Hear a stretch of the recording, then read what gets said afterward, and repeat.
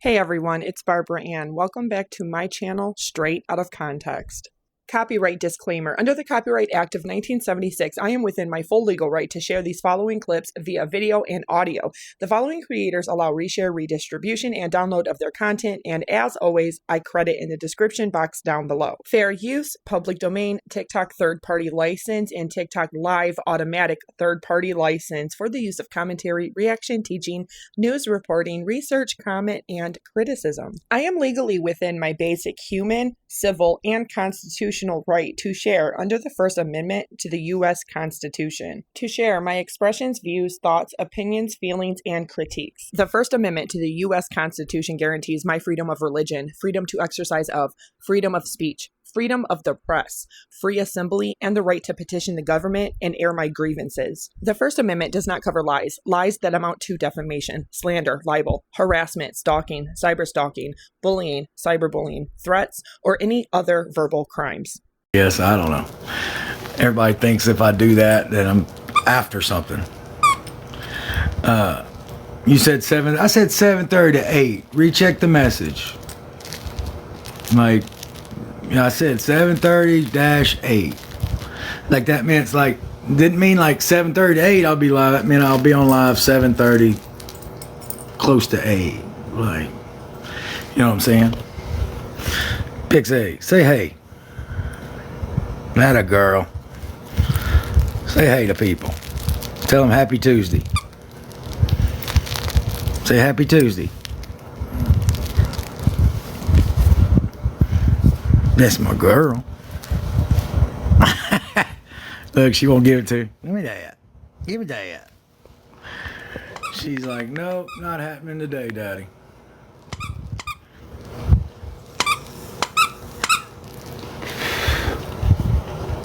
I just saw, no, I haven't got another gig yet. I've put in applications. Who knows, guys? I mean, I want to be choosy because, like, I want a special ed job. I don't want just a teaching in a classroom job. I like sped. So, I feel like I can be a little choosy right now. So that's what I'm going to do. All right. What is that? Do that again. Show the people what you do to me all the time when I'm on camera. She just popped up and growled at me. Now she's shaking the gnome. Show them what you do. Show them. Show them. Okay. Now she got stage fright. I would be a hella security guard. Well, I appreciate that. Thank you for that. Emily, hope I said that right, Emily. Speak on the leaked messages. I will.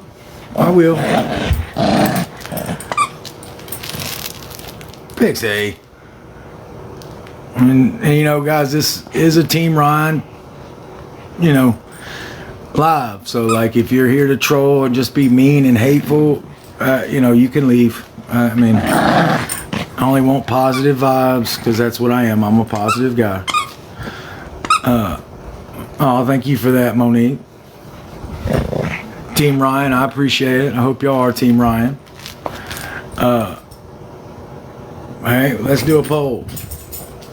Are y'all glad that I announced my lives? Yes or no? Let's do a quick one. Just real quick to start off. First poll. Do y'all like that I announced my lives so people can be here or no? Y'all think it's just terrible of me to do? Such a bad person to announce your lives. I don't know. It was kind of cool, the fact that I didn't announce them. I did like not announcing them because when I joined on, I just did it spontaneously. I like that. Like, I was like kind of like, oh, if you were on TikTok, you just happened to catch it. And it's because I love when people would message me like, oh, I missed your live. I love that. I thought that was great. You know, it was one of those, I just love that. So I got some saying how I'm just spiraling out of control. What? Some people. Thank you for the gifts. What was that? The artist. Thank you, Rhonda. Ethan. I saw, can you shout out Ethan? Hey, what's up? what did I have for dinner? I haven't had dinner yet. Although I did order some umami. It's sushi and steak teriyaki. I did order that. So when I get through with my live, I'll eat and relax. And you know, I've been going to Golden Nugget a lot lately. I'm not gonna go tonight. I don't want to go, but I do like going to a casino every once in a while. I love the lights and things. You know, it's just stuff like that. It's amazing to me. Oh, thank you for that, D. I like that. I've never seen that one. That one was cool. And I'll find another job. I hope so. Like, I want a sped job though. Like, I don't want to teach in a classroom. Like, I loved what I did so much, guys. Like, I loved that small environment. I loved just having 6, 7 kids, and they were with me all day, and it was like getting to know them. It was so rewarding. Like, it's so rewarding. I loved it. And speaking of my job, there's a girl going around who still used to be one of Gypsy's friends, still claiming that I got let go for Hamilton for being inappropriate, making inappropriate remarks or being inappropriate with students. She's so full of shit. Okay, I got fired from Hamilton, is a proven fact, because of my relationship with Gypsy. Okay, it was a Christian school. They felt like that was, I broke their code of conduct for being in a relationship with an inmate. That is the truth. If I did anything inappropriate, the school would have not paid me for the whole year. Like, we don't play around with shit like that. So that person needs to go find something else to do. She can go sell her text messages all she wants. It's pathetic. So quit making up lies. And if you keep spreading that, saying I was done for inappropriate with students, I will sue you for defamation, because that is not true. And it's ridiculous. And I'm tired of it. Like, go on with that mess. You release something, I mean, it's ridiculous. Anyway, that's all I'm going to say about that, because I don't even want to give that girl the time of day. Honestly. Done with that. That girl, ugh. Okay. Now, I've been on it long enough. I want to address that email. It's a shame that I even have to talk about it. It's a shame. And I'm mad that people even did videos where they accused me of it, or allegedly. All right. Let me tell y'all something about my ex-wife. That girl gets insanely jealous about things. Insanely jealous. Okay. I was telling her my ex did have a kid. Young kid. I was telling her a story about me and my ex on a couch watching a movie, and something started. And in Gypsy's mind, the kid had to be right there, because the fact that she had a kid. So in Gypsy's mind, the kid was right there, had to have been right there, and she ran with it. Boom. Hung up on me. The whole thing. All right, we had a huge argument about it. I was like appalled that her mind went there, number one. But, you know, apparently she had a situation where her mom did something in front of her while she was on the couch. I don't know, something to do with Gypsy's past. So Gypsy's mind went there, okay? And I had to, you know, she like hung up on me and didn't call me back for a couple of hours. So of course she wrote an email to her friend Brian, whatever. But it's a shame that I have to address this, because nothing like that ever happened. Ever. Okay? You know, it's funny now that she's a parent. I'm sure she sneaks away. I mean, it's possible to do. And that's what that email was about. Gypsy's mind. I mean, guys, there's only like 3 people in the world who knows how insanely jealous Gypsy can be. Like, insanely jealous. Like, she creates scenarios, she creates conclusions, she creates all this stuff, okay? And I'm not gonna lie to you,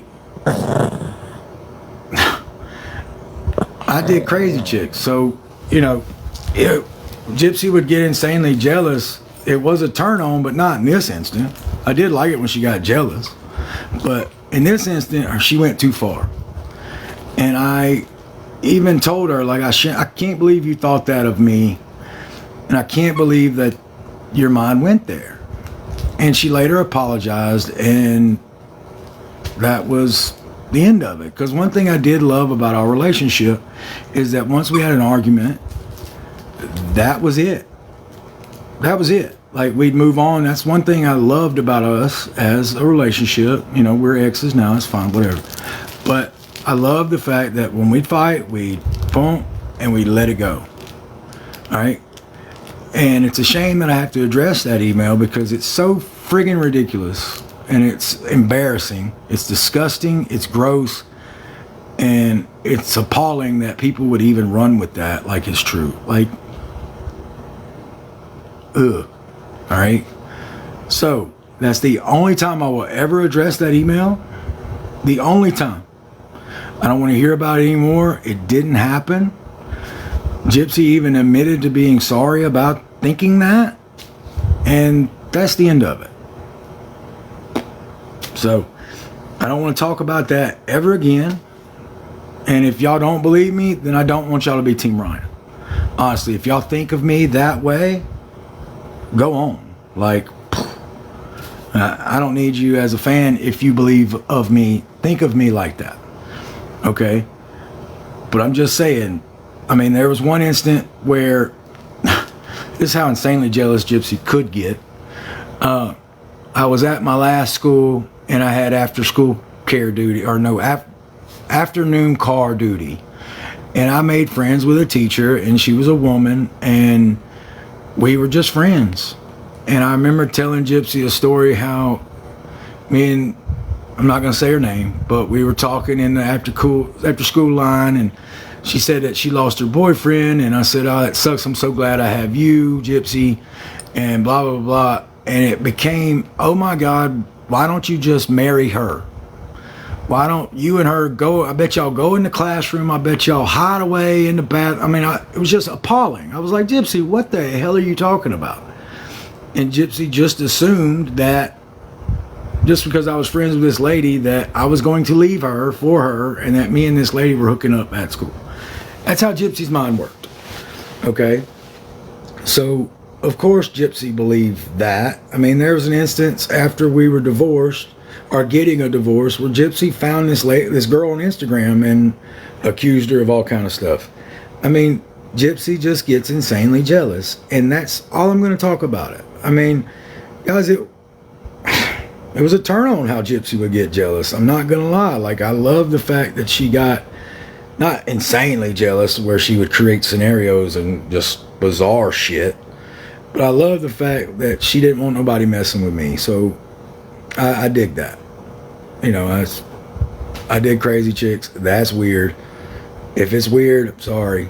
I'm just being honest with you. I love the fact that my woman loved me enough to where she didn't want nobody else to have me. Okay, that's all that was. But that's not normal behavior for you liking somebody getting jealous. Like you liking to see. That's weird that I like the fact that Gypsy didn't want me to be with anybody. That's weird. No, it's not weird. It's like she doesn't want me to be with anybody else. It's kind of like cool to see. But I would never try to make her jealous. Gypsy also knew that with me, she never went to bed knowing that I didn't love her and wanted her. Okay? Gypsy never had that doubt in her mind that I wanted only her. And I'm proud of that. I'm proud of that. So if that's weird, then so be it. But that's it. That's the end. I'm going to talk about that email because it's so fucking ridiculous. And I don't want to hear about it again. So if y'all think that of me, then go on. So, right. Now, another email, like the emails, I want to discuss the emails as far as them being released. Pixie's giving somebody hell. Give him hell, Pixie. Let's see. Pixie, what you doing, baby? Yeah. You giving them hell? Pixie. Pixie's on guard with her AK. She's out there posted up at the door. Love my dog. I'm obsessed. Okay, whatever. I'm defending a bullshit email. So, but anyway, number one, the email's being released. My thoughts on that. I disagree with it because, yes, Gypsy was an inmate. Okay, she was an inmate. But that doesn't mean she wasn't a person. Now, granted, these emails are telling. They tell a story. They are eye-opening. They're telling, but also I was hurt when I found out that Gypsy was getting money from some lady every week. That hurt. It was kind of like, damn, because if she ever needed anything, I was always there for her. That hurt. And to know that they had some weird fetish or something going on, I don't know, I haven't read all the emails, guys. I haven't. There's probably way more. I don't want to look into that. I don't want to look at them. Okay? I don't want to look at them. Okay? I hear stories and I hear things. It's just, I would go down that rabbit hole and I would get lost there. Okay? I still don't like the fact that just because she was an inmate doesn't mean that her emails shouldn't have been private. And I'm not defending her. I'm not. I just don't agree with it. The ladies that released them, they wouldn't want their emails released. They wouldn't. And it's like, just because you can do something doesn't mean you should do something. Right? All right? Yes, those ladies could release their emails. They could find them. They can get them. But it doesn't make it right. Yeah, she's an inmate, but people are inmates. But inmates are still people. I still think it's wrong. Okay? And it could be wrong for anybody. I don't think it's right for anybody to have people's personal emails and then just release them and read them like it's story time. I don't agree. That's just me as a person. It has nothing to do with the fact that I'm in some of them, or there was one about me that was so misleading and dishonest. It just doesn't matter. I don't agree with it. But y'all can hate me for that. That's fine. That's just the type of person I am. I'm not going to change my beliefs in something stupid. Okay? Look, I'm not saying Gypsy's not at fault for things.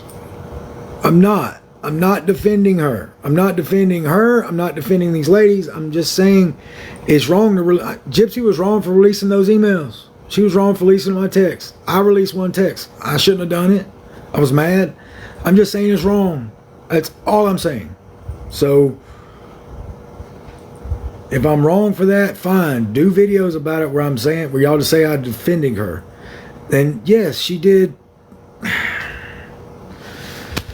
I can't win. Whatever. It doesn't matter. It doesn't truly matter. Whatever. The emails are emails. Whatever. I love people. Just stop talking about her. That's fine. I had to address that, and I wanted to talk about the emails being released, and that is wrong. That's what I want to talk about, and I'm done with the emails. Done. That's it. I'm not going to read them. I don't care. But I just think it's wrong. And bro's a simp. Come over here and let me show you something. Come on.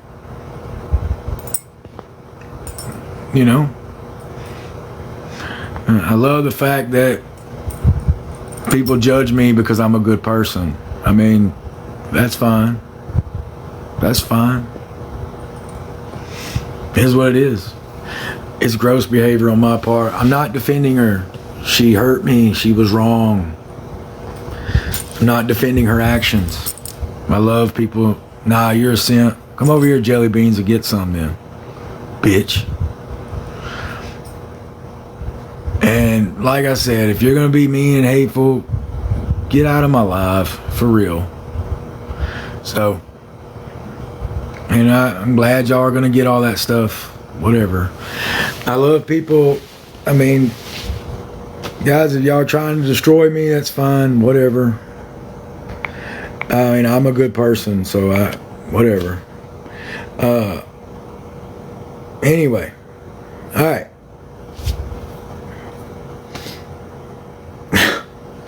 I love that when I defend myself, I'm defending Gypsy. It's so ludicrous. And people in comments are insane.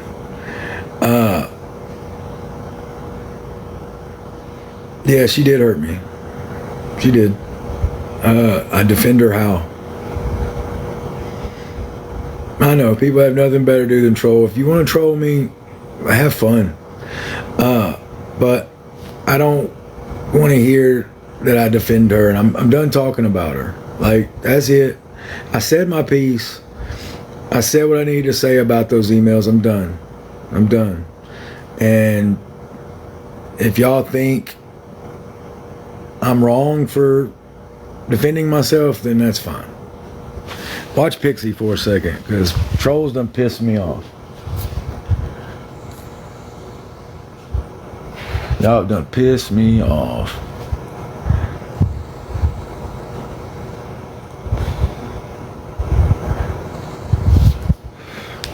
Alright. Anyway, let's do a poll. Alright. Am I wrong for thinking the email should... Am I wrong? Am I wrong for being a good person? Let's say that. In this regard, am I wrong for being honest and telling how I feel? Alright. I'm wrong.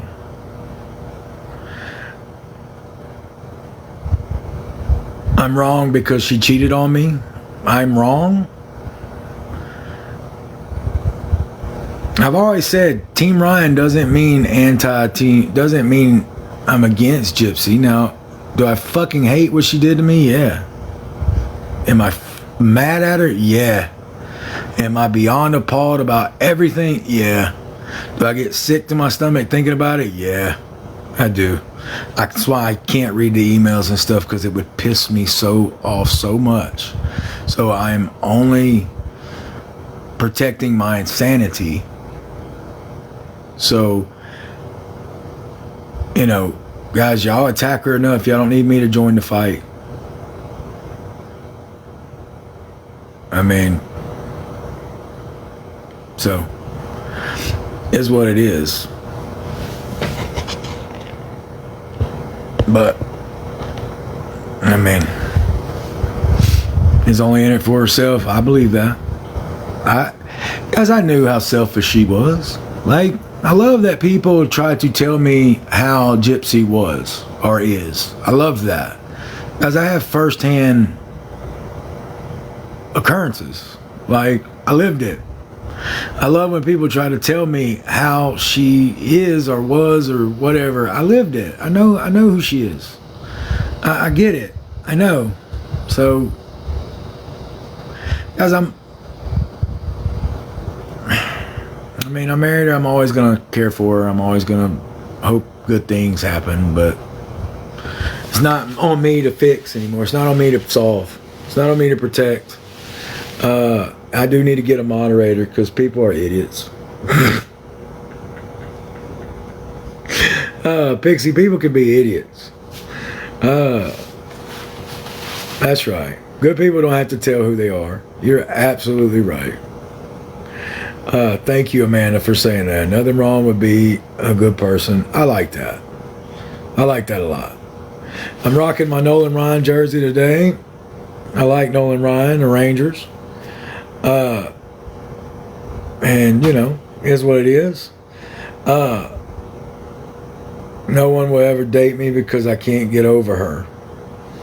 Well, guys, I need time to heal. Guys, I'm actually talking with somebody. So you're wrong for saying nobody will date me. You're actually wrong. I'm actually talking to somebody. And she doesn't want to be in the spotlight. I respect that. And I dig her as a person. She might be in here watching. I don't know. I dig her as a person. She's a cool chick. And yeah. So she doesn't want to be in the spotlight. And like, we're just talking. It's fun. And I enjoy it. And she's a good person. She's very sweet. And, you know, I love how people say leave Gypsy alone. I don't bother that girl. I don't bother her. I don't call her. I don't talk to her. You know, I love that. I love people. Leave Gypsy alone, like I'm attacking her every day. I don't make videos about her every day. Those are people who are attacking her. I'm not, you know. I don't have to answer these questions if I don't want to. You know, guys, I explain myself, and people will make videos about it saying, oh, he still defends Gypsy. I don't support him. He still defends her. No, I just don't attack her. You know, like, enough people do that already. Why do y'all need me to join that fight? That's what I want to know. I didn't do anything in front of anybody. I've already explained that, whoever's writing that. I didn't. I've already explained that. I will post my live so you can see what I'm talking about. Okay? And if you don't believe me, then I don't care what you think. Honestly, if you're somebody who doesn't believe the truth, then I don't care what you think. And I mean that in the nicest way possible. Anyway, how's y'all's week been? Y'all doing all right? I don't believe the truth about what? I'm hoping I teach again. Like I said, I want to be a sped teacher. I don't want to be a classroom teacher. I feel like I've earned that right now. I enjoy that. I saw somebody say they're struggling to have anybody to talk to. I don't like that. I wish you'd find somebody to talk to, sweetie. This person needs to be blocked. I didn't do anything in front of anybody. Who is that? You're a punk.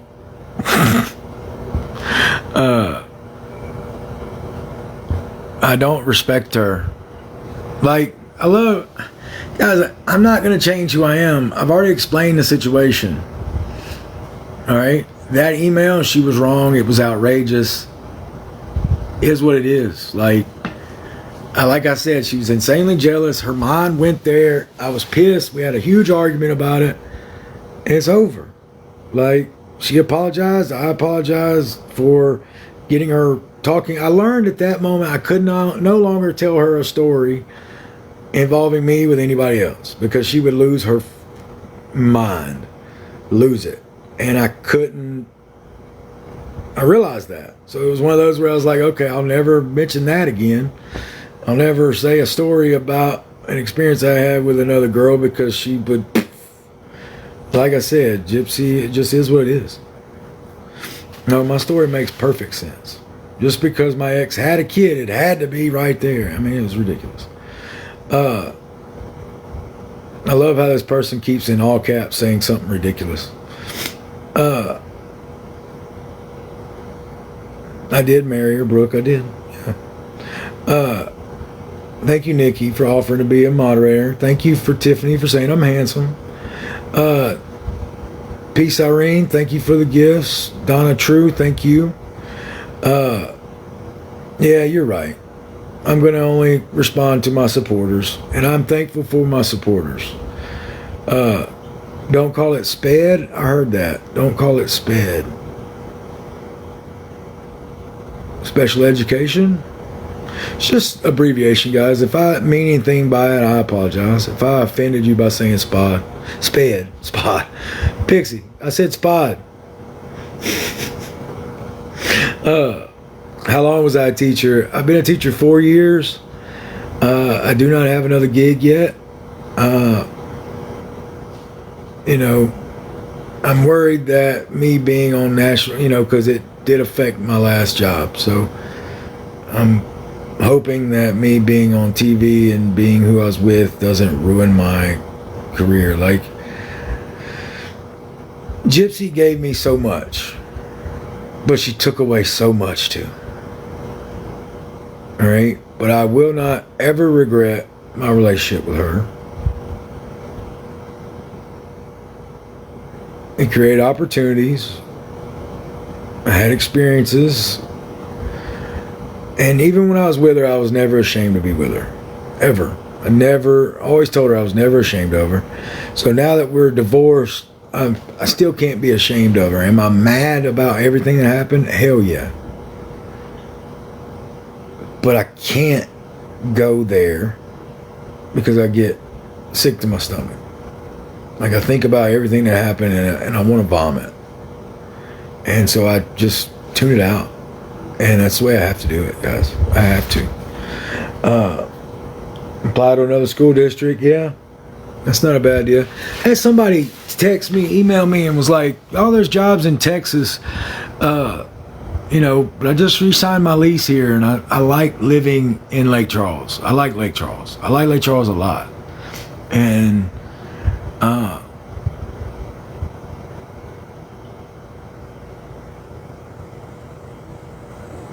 I like that. Your anger is the pain. I like that. You just saw me at the Nugget. That's cool. Come to Moss Bluff. Moss Bluff. Tell you what, driving to Moss Bluff every morning would be a hell of a drive, though. Like, with traffic. Look, guys, and I said, I make jokes about what's his face, but that's always because if you saw some of the emails, Gypsy always talked about him like that. So I did too. Hey, Crunchy, I just said your name, Crunchy. Katie Scott, Miss, I don't know who that is. Happy birthday, Chloe.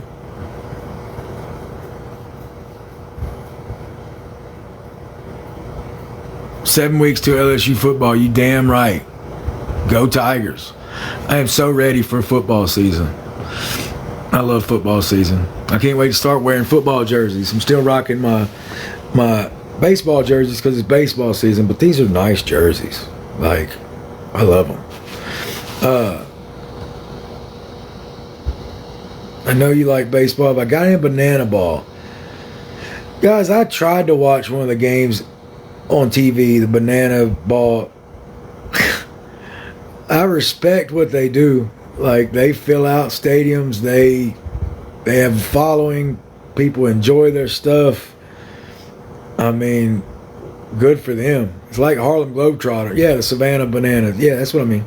I'm talking about the Savannah Bananas. I respect what they do. It's not my cup of tea, but I mean, you gotta respect them for coming up with that and doing that. Like, you gotta respect them for that. Would I write an inmate again? No. Gypsy is my one and only prisoner that I will ever message and be with. Honest to God. That's the end of that.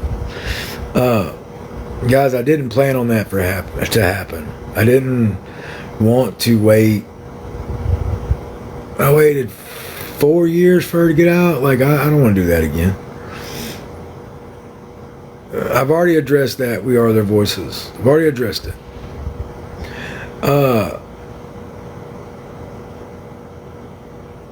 She seemed very sweet on the show. My mom's amazing. My mom's actually in New Orleans right now on vacation. Somebody said my mom seemed sweet. My mom's the best in the world.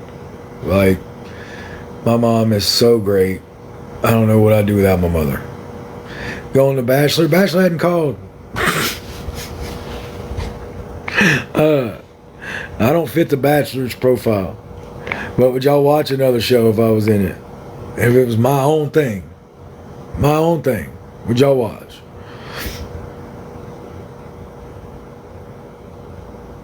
And the people saying no, then why are you watching my live? Like, that's what I want to know. Like, you want to be a hater, throw hate? That's hilarious. But of course, I wasn't ashamed when my wife was carrying somebody else's baby. Of course I was ashamed. Of course that hurt. I mean, I'm human. I mean, what the hell?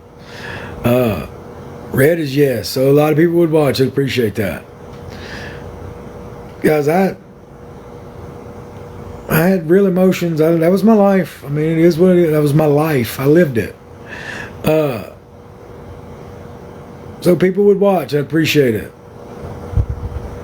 You have a baby with a real woman? I believe that. With a real woman. My ex was a real woman. I mean, had issues, but don't we all? I mean, moved to Scotland? I would love to live in Scotland. I need to go to Scotland. I'd love to go to Europe. I think it'd be awesome. I just read a comment. That was good. My ex keeps me on a string because I didn't sign an NDA. There is no string, number one. And number two, I didn't sign an NDA. So what? Like, I can say whatever I want, you know. But I don't want to talk about them. Talking about me. Like, people ask me questions, and I'd love to talk about that.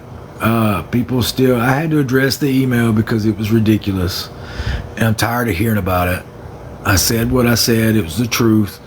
Guys, one thing I will say is I haven't lied to y'all. I'm not going to lie. And it just is what it is. I mean, was I pissed when that email? Absolutely. Like, it hurt. Like, because it was so wrong. It never happened. And like, it's disturbing, it's disgusting, it's gross, it's ridiculous. And I can't believe her mind ran there. I mean, just because my ex had a kid and I talked to, I mean, like I said, I already said it. I don't want to say it again. All right. And it is what it is. Sue her. I mean, okay. Okay.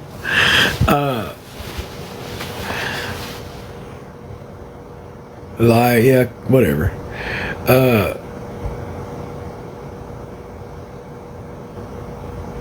Let's see.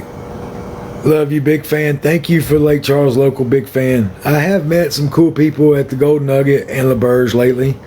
I've been playing 3-card poker. Let's see. I've been digging 3-card poker. Have y'all ever played 3-card poker? Have you ever gone to a casino and played 3-card poker? That's a new poll. You ever played 3-card poker? Red, yes. Blue, no. Happy birthday, John DeGar.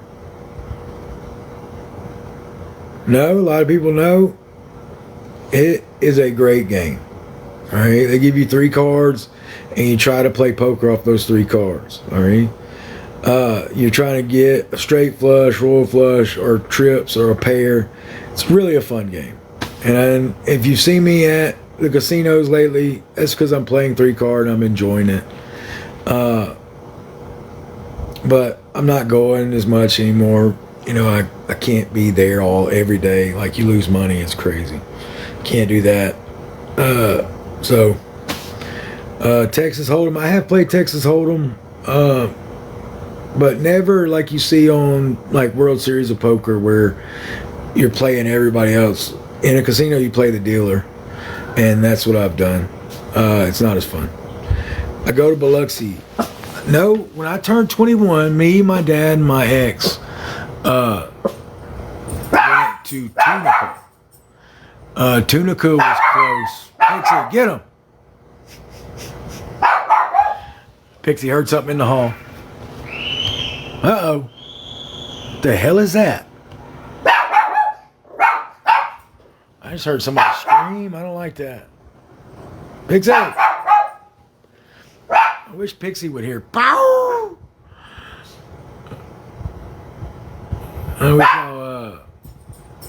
Look, you on the prowl, babe?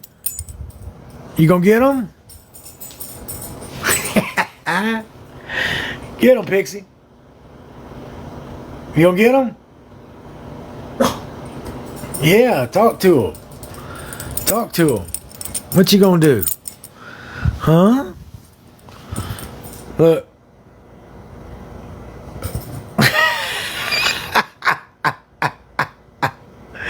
That's where Pixie goes, guys, when like I'm in the bathroom or in the shower. That's her prowling. I'm glad y'all get to see this. This is Pixie prowling and protecting. See, look, she's got scope of the whole lay of the land. She can see everything from right there. Can't you, baby? See it all right now.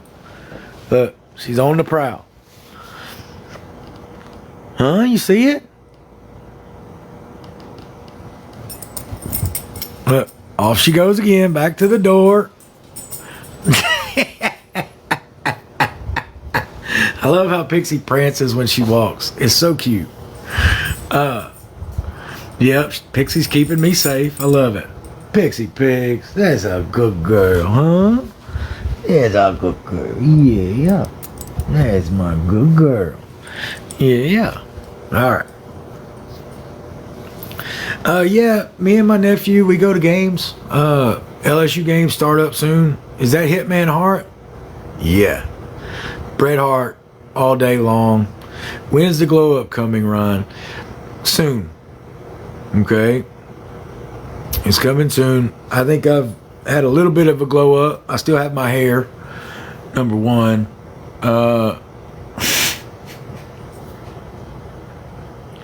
Sorry. I still have my hair. Yeah, don't get rid of that goatee. Some people say they really like it. Say happy birthday, Hugh. Said it. Thank you for the glasses, Miss Moore. Hey. Yeah, bald, big time. Do Big Brother. Do I still have the Ryan and Gypsy sign?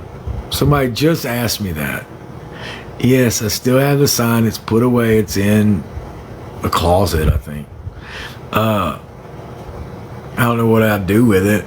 I mean, somebody was like, oh, sell it. I mean, who would buy it? Number one. I mean, let me ask you, let's do a poll. Who would buy it? Would y'all buy that Ryan and Gypsy sign? Be honest. Yes, no. I mean, come on. Wow. That many people would actually buy it. I love that y'all saying no. I mean, I'm not selling it, but I mean, I should. That's crazy. You damn right it's crazy. I'm not like selling text messages or nothing like somebody I know who's saying I was inappropriate. Was still, what an idiot. But look, actually 300 of y'all said y'all would buy it. That's insane. What the hell would y'all do with it? Honestly, what would y'all do with it? I will say that sign was friggin' expensive though. That sign was not cheap. That sign, I remember paying like, God, that sign was like $700. Yeah, I want to say the sign was like $700. Somebody just, y'all are I ignored a child screaming. Yeah, when I heard an adult out there with her, oh my God, like, what am I running in? That's ridiculous.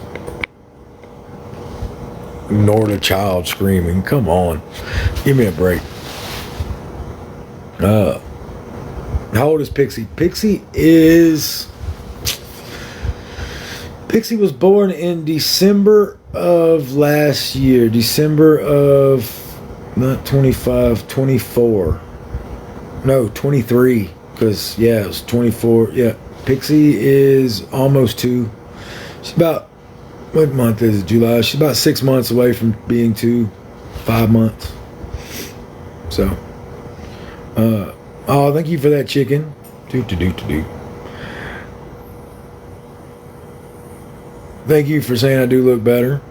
Hey, in Ireland, Laney, how you doing?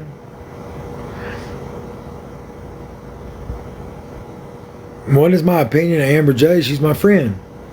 Amber J is my friend. Does she do some weird videos sometimes? Do I support every video she does? No. But she's my friend and I respect her. Everything's going. Everything's going. I will say that. I mean, everything's going all right. Delaware in the house. I've already discussed that, Giselle. What is the tea? Guys, I'm just hanging out. Like, I defended myself. I said the truth. Gypsy is extremely, insanely jealous and creates stories and fabrications and ran with shit. And it was crazy how her mind works sometimes. But that being said, due to her past, and apparently her mom did something, I don't know. But it was a story that she fabricated, realized she was wrong, she apologized, we moved on. Did I lose my job? Yes, I did. What are you doing for dinner? I've already ordered takeout, Japanese food, sushi and steak teriyaki. Do y'all like sushi? Let me ask y'all that. Let's do a poll. Do y'all like eating sushi? Red yes, blue no. A lot of y'all say no. Wow, y'all don't like sushi. Now, I'm not talking about raw sushi. I don't like it raw like that. Like, it's got to be, like, cooked. I don't like, when you think of sushi, I'm not talking about, like, the big clumps of fish. I'm not talking about that. I don't eat that.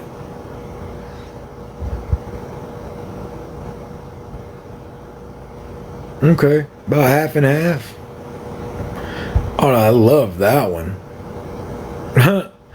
That's 420 Mimi. Hey, Mimi. You come up with some crazy videos, sweetie. Do your thing. Do your thing.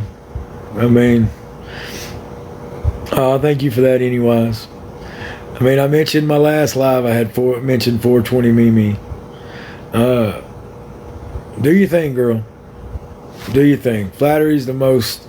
I love a spicy crab roll too. That's my favorite. I like spicy crab roll and I like snow crab rolls. I love California rolls. They're simple.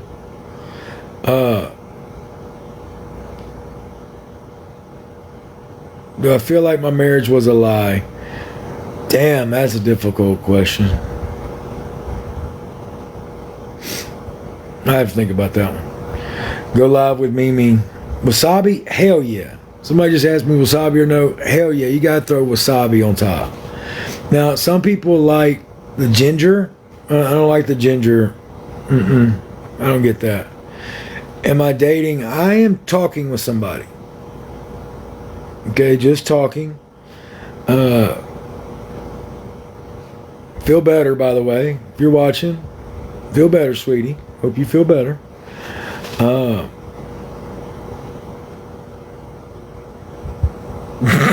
I just read somebody say Ryan is Batman. That's the T. My favorite sushi place in Lake Charles. I like Umami. And you know what's funny is me and Gypsy's last date was at Umami. That's the one where we filmed at. But it's got the best friggin' sushi in town to me.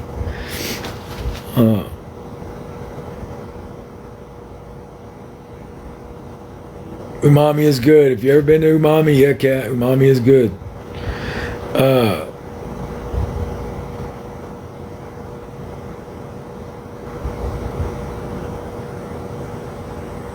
Oh, Troy from Tiger Band, the cameo. Hey, Troy. Say hey again, Troy. I just did a cameo for Troy. Say hey again, Troy.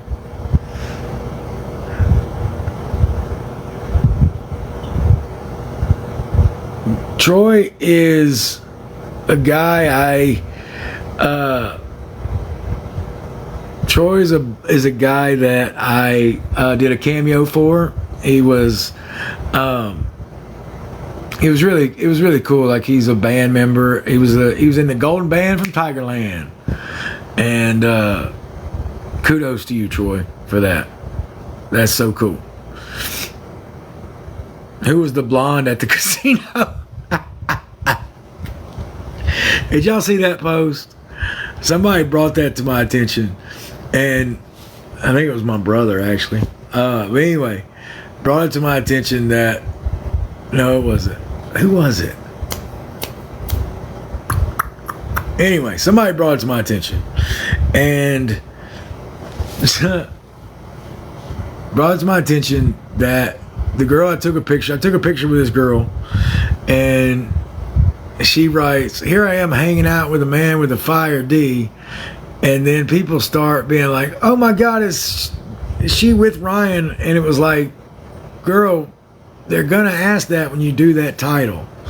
Like, you're gonna get that remark when you use that title. People are like, and then I love in the comments, she's defending herself. My husband was right there. Ryan didn't get a late night take. Like, what'd you expect from that title? Like, come on. I just think it's funny.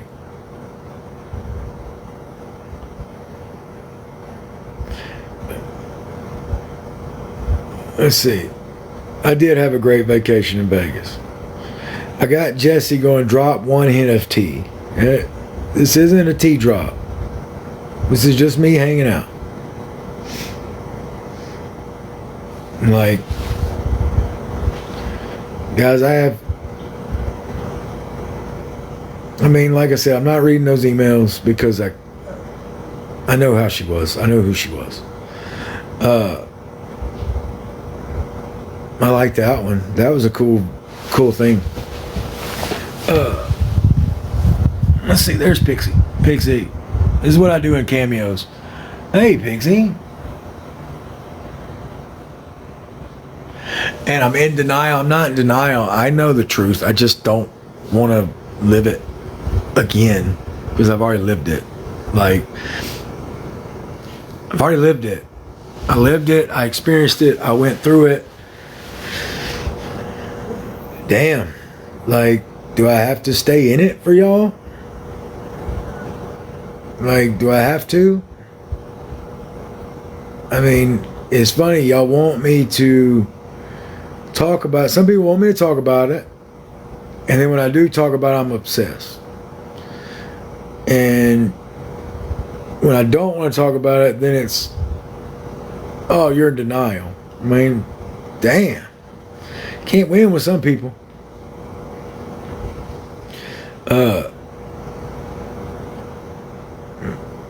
I'm not, like, I am a person. I'm not just a character on a show, guys. I am a Cancer. My zodiac sign is a Cancer. M said, I want you. Appreciate it.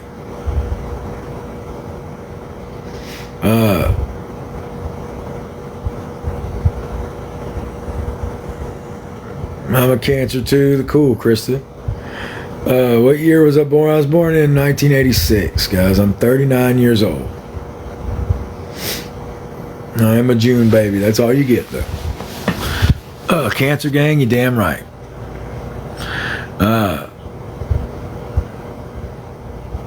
Somebody said I'm a baby.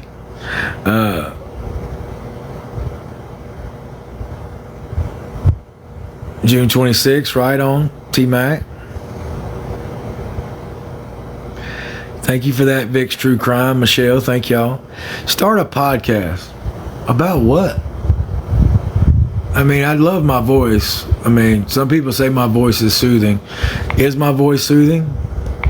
I mean, I'm serious. Let's do a poll. Is my voice soothing? Just asking. My colored goatee, I don't color my goatee. It's the same color as my hair. My voice isn't soothing, Stephanie, then what the hell are you doing here? Same with you, Crya. Why don't y'all cry yourself a river and get out of here? Cry yourself a river and get the hell out. You know, it's easy to leave somebody's life. Well, you know that, right? It's easy to get to just exit out. I'm just saying. Let's get to 1 million likes, guys. Get to 1 million likes. Oh, that's cool. Mudbug, thank you for that.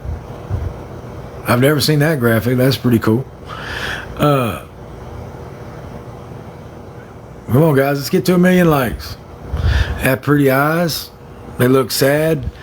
Been going through a lot lately, guys. I'm not going to lie. Been going through a lot.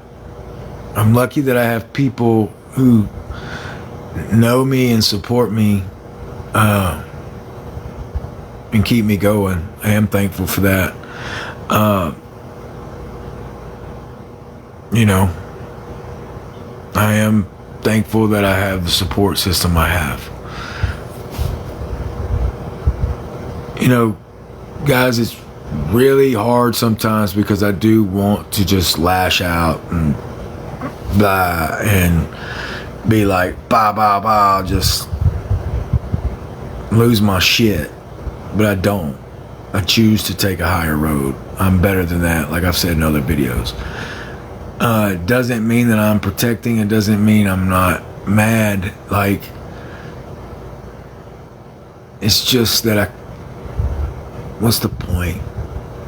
Does that make sense? What's the point? Oh, I did do a cameo for you and your husband, you and your girl Alex. I remember that. It said, "We are the freaks." That's what they put in the description. We are freaks. I was just like, what? Guys, y'all need to order cameos. Like, here's the thing. I will tell y'all this. If y'all do get a cameo from me, you get like a 4-minute video, personalized video for you. I go all out for you. I'll tell you a personal story. I'll do whatever I can. But people who have ordered my cameos, you've got to admit they've been pretty freaking awesome, right? All right? Cameos are awesome. Thoughts on Utah Jazz? They need some help.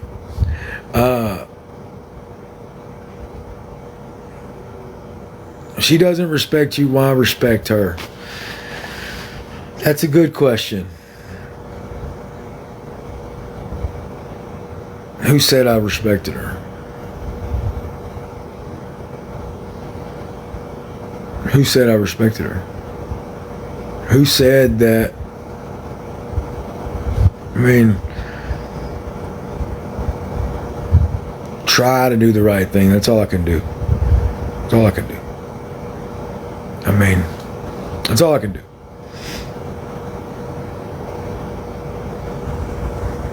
I mean, yeah, like, put yourself in my shoes. Let's do that for a minute. Put yourself in my shoes, all right? You wait. This woman, for your wife, you out of prison. She does all this stuff behind your back. She gets out. Y'all have great time. And then your first day back to work, your mother-in-law throws another dude in her face nonstop. Tells her stuff like, "I wish he was my son-in-law, not Ryan." Nonstop. Okay. Come home that day, you know things are like, you can feel it. Like, that's when Gypsy threw the boom. I saw it. I felt it.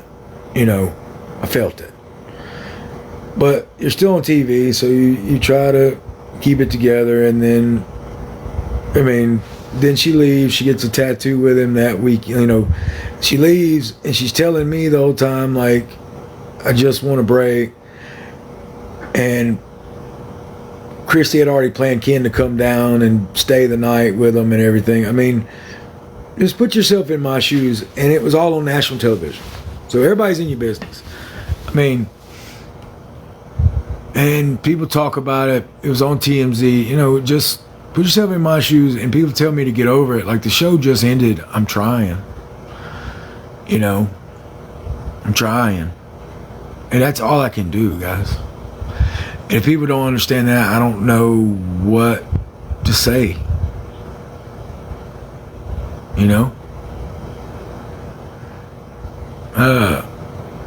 I'm not. I love getting people saying,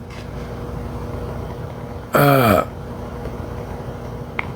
love when people say stop blaming Christy and blame Gypsy's behavior. I do blame Gypsy's behavior. I blame Christy too because she knew how Gypsy was. She knew that she could coerce Gypsy. She knew that she could manipulate her. She knew what topic to bring up. She knew what to do. You know, I'm not forgiving Gypsy. I haven't forgiven her. I haven't forgiven her.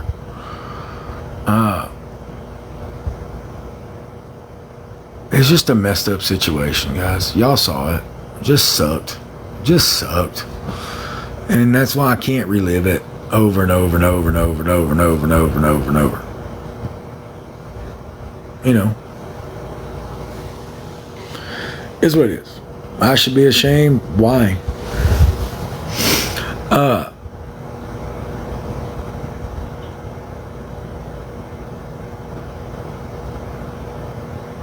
Have you been able to find a new job? No, not yet. Hear the cookie lady story? If y'all remember, in one of my lives, I told Christy, oh, I bet you don't like cookies either. I mean, I kind of did say that. I kind of did. You know, that was before that email came out. That was like an inside dig before y'all even knew anything about it. You know, is what it is. I already did, like, that was an inside, and I don't know if y'all remember that, but I was like, that's an inside joke. I guess you got to be there. But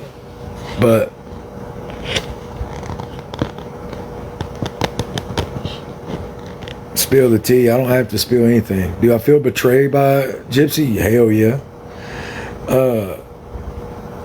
New girl does not have any kids. Guys, we're just talking. Nothing serious. I just dig her. You know, she's cool. It was nice.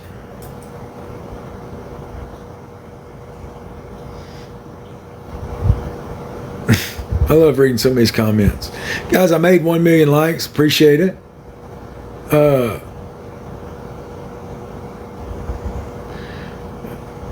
Somebody said she won't allow me to have another girl. Well, watch. We'll see. I doubt it. I like that. I would sue her for everything. Whew. I can understand people saying that. I understand. I understand that.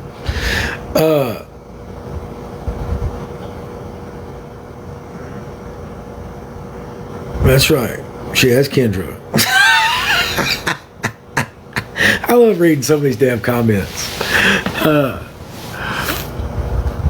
love reading some of these comments. Show us Pixie, we miss her. Look, Pixie's loving sleeping. Pixie, come on. With my Bret Hart picture behind it. Come on.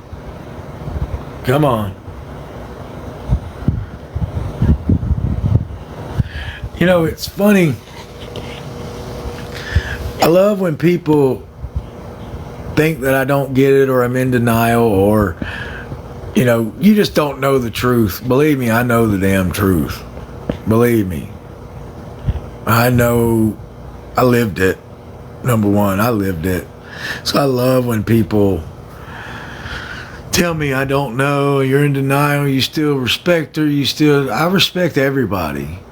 I mean, as far as, like, I'm not going to get on here and just bury people to bury them. You know, it's just not my character. It's just not me. Hey, Michaela. Gonna watch SummerSlam? Hell yeah. I'll watch SummerSlam. If I could do one thing, I don't know. I'll think about that one. I like that question. That was a good question.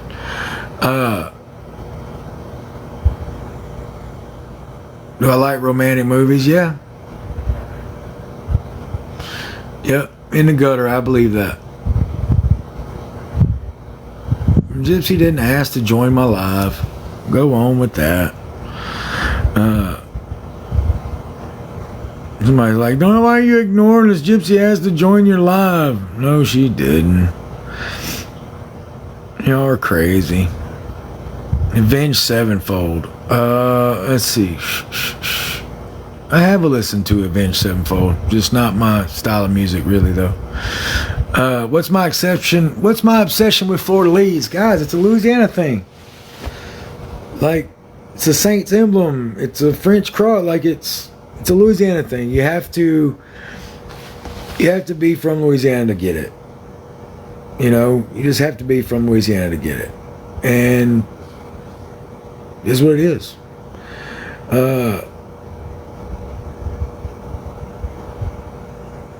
Some of these comments. Guys, that be my daddy. Rebecca said, be my daddy.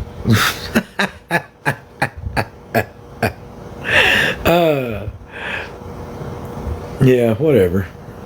I love some of these comments. Y'all are idiots. What's my favorite beer? If I had to drink beer, it'd be Miller Lite. But I had to drink beer. I'm not really a drinker, though. I don't drink that often. I'll tell you what. I did have some pineapple moonshine, Old Smoky pineapple moonshine, like 4th of July. That was good, but I'm not really a drinker. I thought I was sober. I am. Like, I don't do rugs. I don't. I mean, guys, I don't drink. Like, I'm saying I had a sip. Like, I haven't got drunk in a long time. No, I'm not. Oh, that's cool. Crystal, thank you for that. Did y'all have a good 4th of July? I had a great birthday. I had a great 4th of July. I garden. That's cool, memento. What's my favorite month? Damn, what's your favorite month?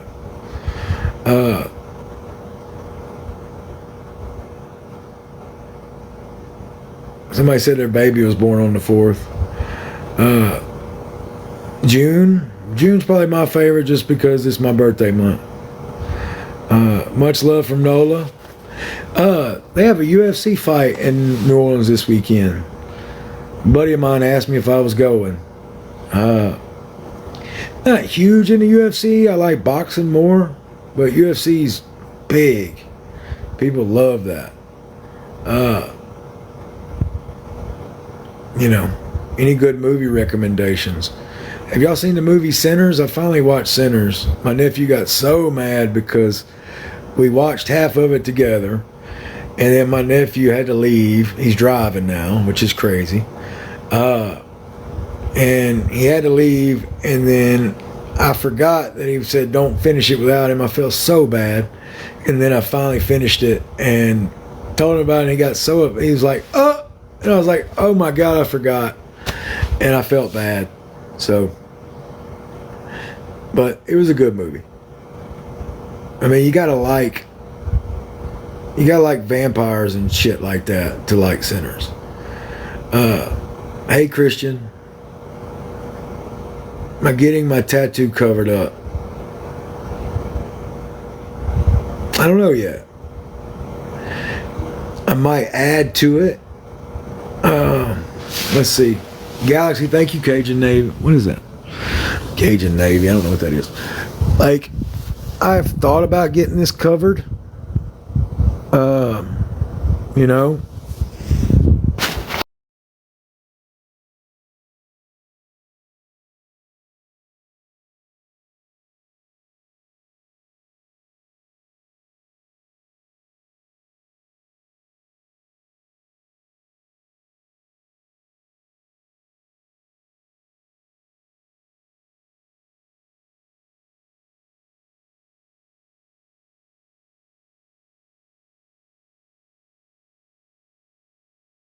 I'm not gonna do that, guys. It represents a time in my life.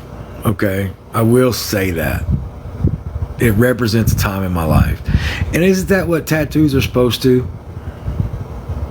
Like, isn't tattoos supposed to mean something? So the tattoos mean something. It's a time in my life. Okay. Hey, Missa. I've already discussed that in a previous live. I've already discussed how I felt about our apology video. Tattoos tell a story. They do tell a story. So, what if new girlfriend says cover it? Then that's terrible that she would say that. She should love me for me, right? Right? I like that. You regret nothing, you live and learn. Laser it off? Damn, I don't have the money to get it lasered. Damn, that's not cheap. That's not cheap. Like, thank you for that, Samantha. Thank you for that, manager. What is that? Hot dog? That was cool. Excuses. What, to get a laser? Damn. I have excuses to get a laser? You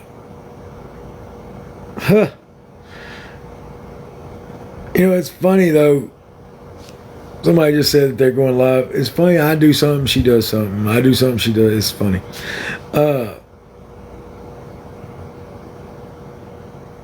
Kennedy, can I be your baby daddy? I don't know.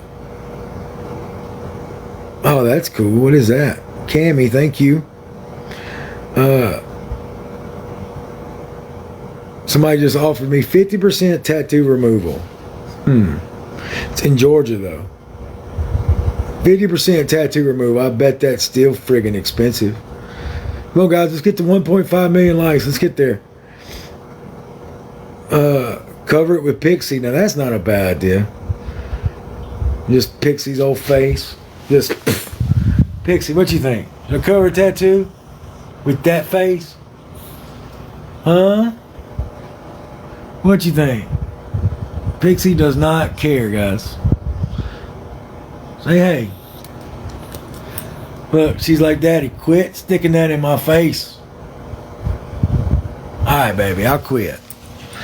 Pixie doesn't like the camera. Look, and back she laid down in her blanket. She's like, please get that light out of my damn face, Daddy. Pixie is the best. Is he live? Good for him. His bald ass head. I hope he's live. I love he's going live. What a douche.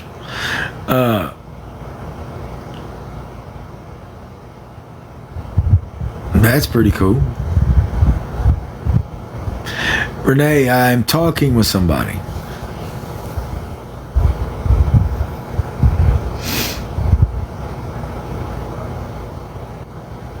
No, that ain't happening, dude. Just because I don't like you. I don't like you.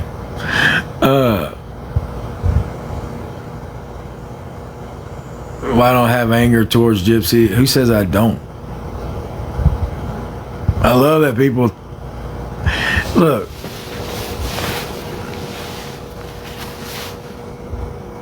Just because I joke with Ken and don't joke with Gypsy doesn't mean I'm not mad at Gypsy. Okay?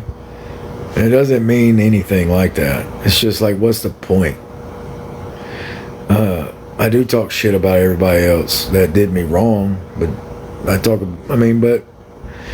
you know, I wasn't in a relationship with Ken, so I don't owe him anything. I don't owe Gypsy anything after what she did, but I didn't have any feelings towards Ken, so when he did what he did, fuck him. Pardon my language. I know she did. I love when people, she did you wrong. Yeah, she did. Happy birthday, whoever's birthday's tomorrow.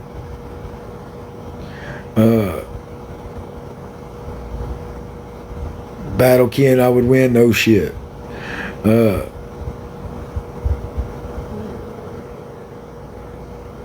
Cardi B said I've been going out, been having fun.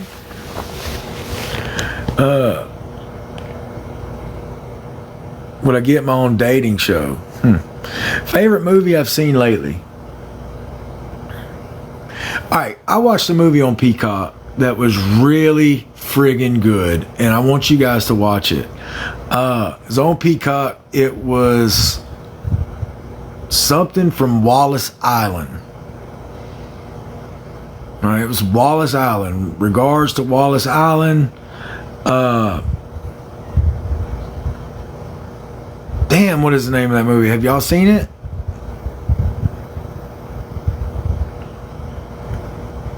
It's on Peacock.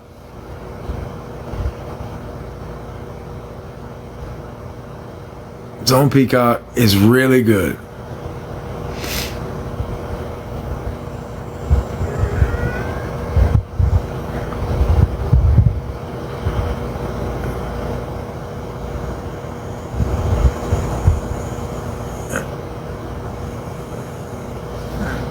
Ken wants to battle. Ken can battle my nuts. He'd like them. Battling that douchebag. That's it. The Ballad of Wallace Island. That's it. Yeah. Like, Ken wants to battle. Battle this, bitch. Motherfucker. Anyway.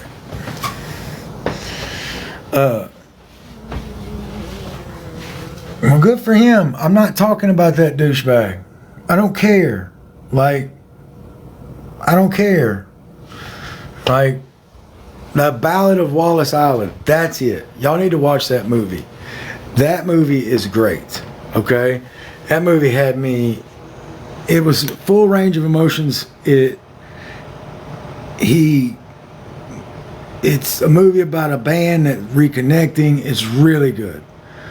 I don't care that he's talking about me on his live. I mean, that's great.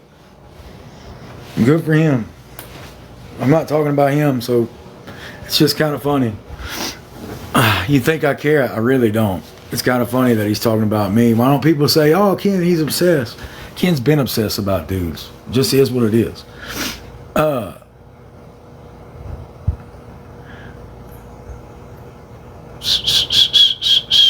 Eddie and the Cruisers.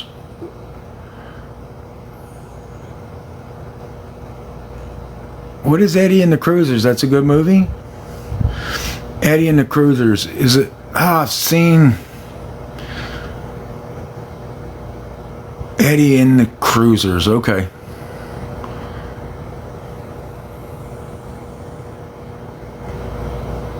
Yeah, I'll ban that. It's a good movie.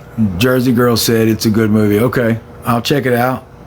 I'm always a fan of watching other good movies, but I'm telling you, The Ballad of Wallace Island, guys, it'll make you cry. It'll make you laugh.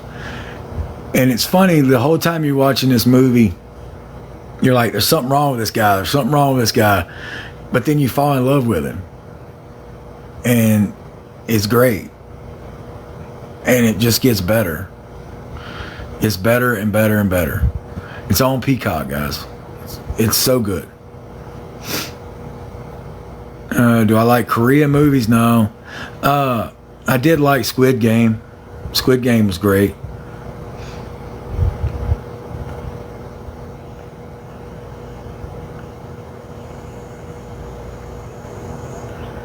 Annabelle, happy birthday. Happy birthday, Annabelle. I just told you. Happy birthday. Kelsey, Caitlin, hey, how you doing?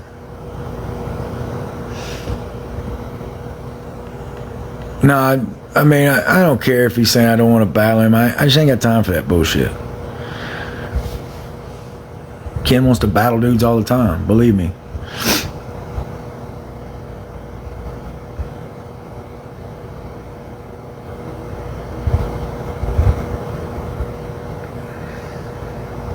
Roman coming back.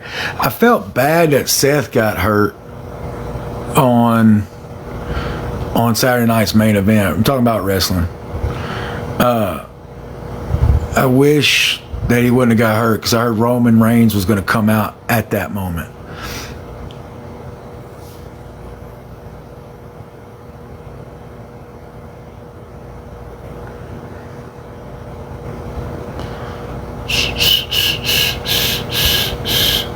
Hey, Bobby, how you doing?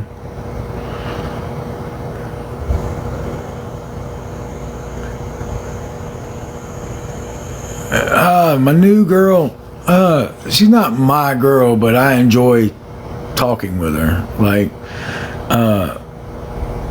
she's really cool. So,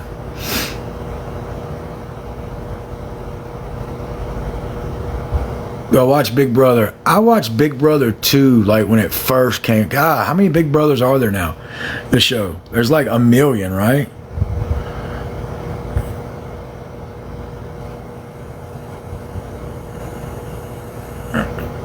I don't want to battle that dude. Like, number one, I don't want nothing to do with him. If he wants to battle me, I live in Lake Charles. We can do it the old-fashioned way, not the social media way. Okay? And I will say that.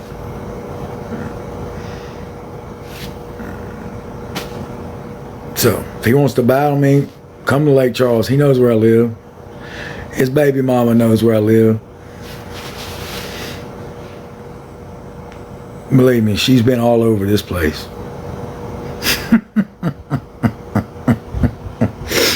She's been there. She's been there. She's been there.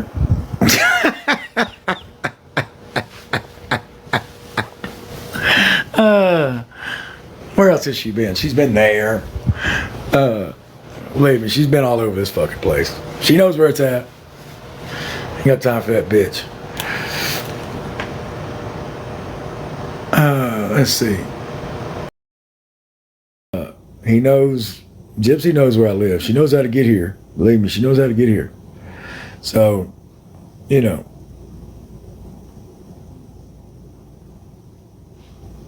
Time and play it right now. Tell him, come on.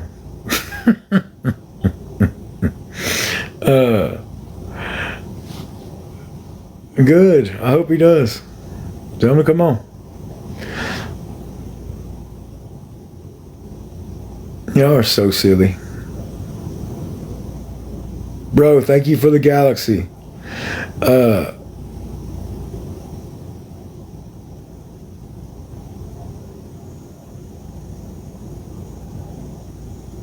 Let's see. Give us a poll. Would I come to a Kentucky game? Yeah, I would. I would. I've always wanted to go to the Kentucky Derby. Have any of y'all ever been to the Kentucky Derby? I would love it.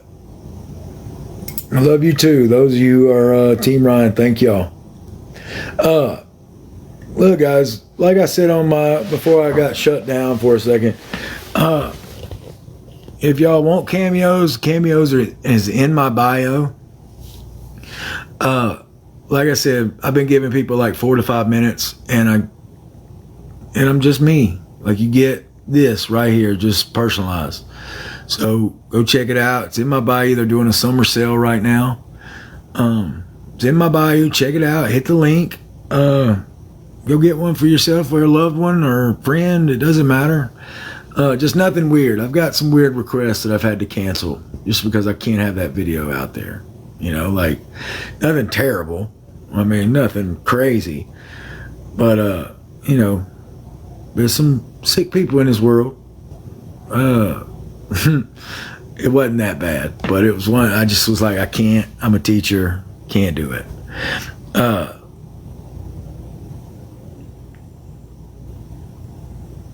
Let's see.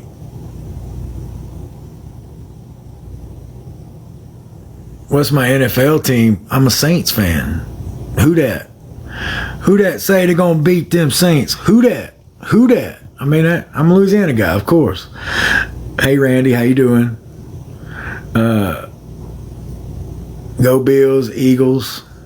I love all these trolls. Just y'all crazy.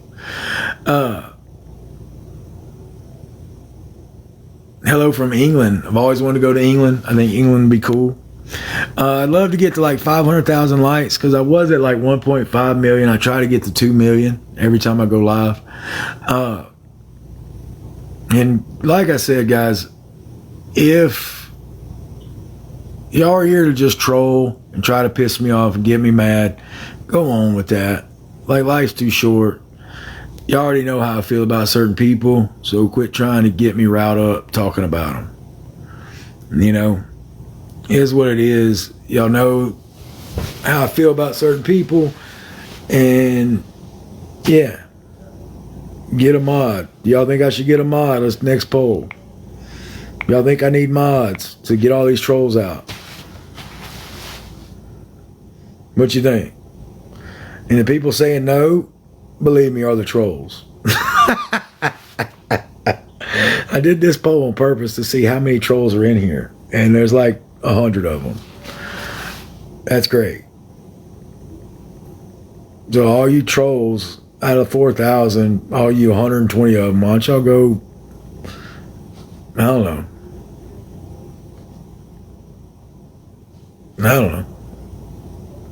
Duck a suck. I don't know.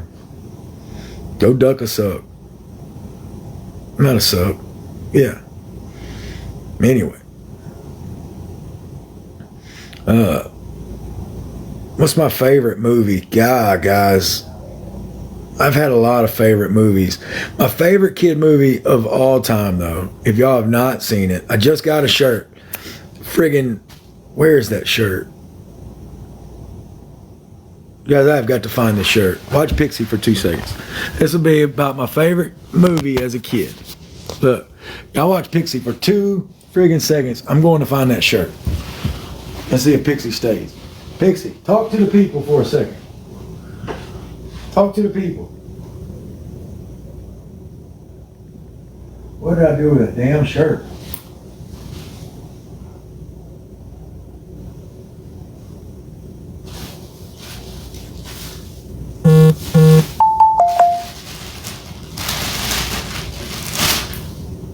Okay, here it is.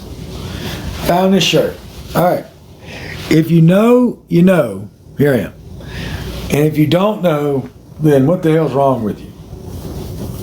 But this is my favorite shirt. This shirt will tell you my favorite kids movie of all time.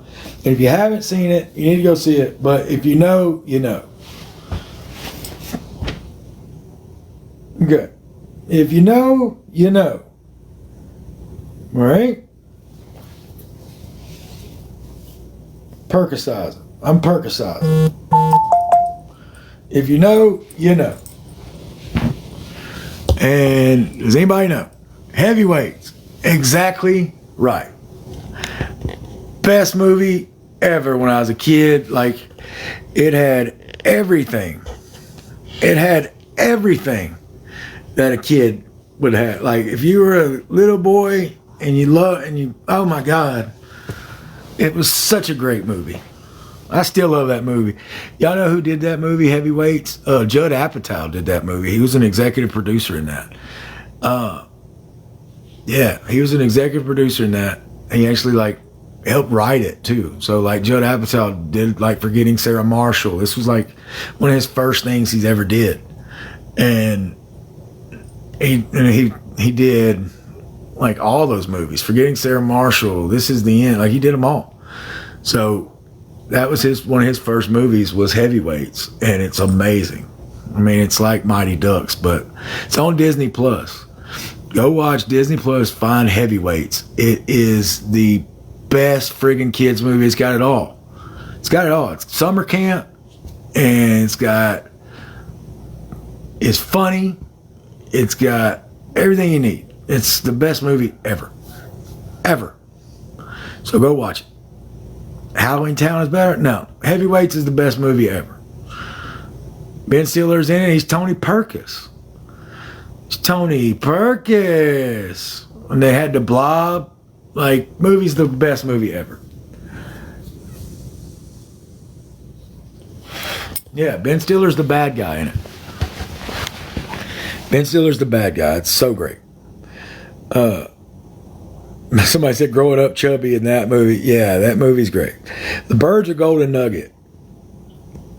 If you come to Lake Charles and you want to see me in the casino, and if you ever catch me in a casino, odds are it's going to be at the Golden Nugget.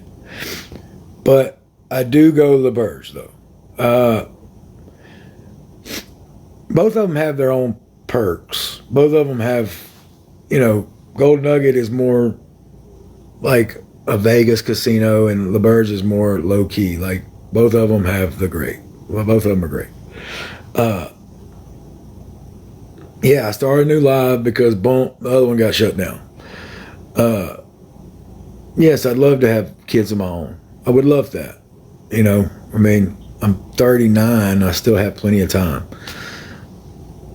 But it is what it is. Have I seen BFG? Yeah, I've seen BFG. What's up, bro? Somebody just said, what's up, bro? Let's get to 1 million likes. I don't know who that is.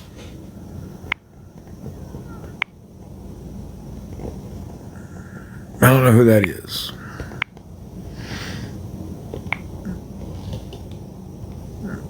Somebody said I need a what? I don't have a P.O. box for gifts. I mean, would anybody even send me gifts? Let's be realistic. I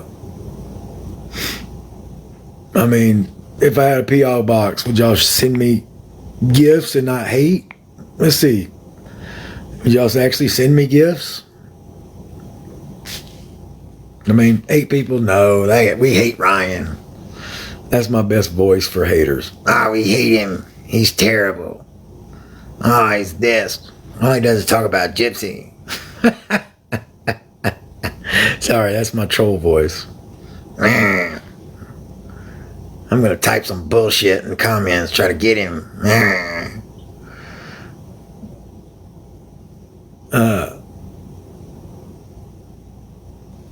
You know, that's my main voice. Just somebody hating life. You know, you ever met people like that? Just hate life. I hate everybody. Sling Blade impression. French fried taters. My dad loved French fried. My dad loved French fried taters. No, my dad loved the movie Sling Blade. All right, have y'all ever seen the movie Sling Blade with Billy Bob Thornton? That's my new poll. Have any of y'all ever seen Sling Blade? All right, it has Dwight Yoakam in it. Number one, I mean, I have a friend at the apartment who always quotes that movie. Always quotes it. What does he say? Damn, he says something. He's a state police, Randy. He says something that's crazy. I'm friends with the state police. It's such a good movie. Sling Blade, it's slow, but it's worth it. Y'all need to go watch Billy Bob Thornton in Sling Blade. It's amazing. Yeah,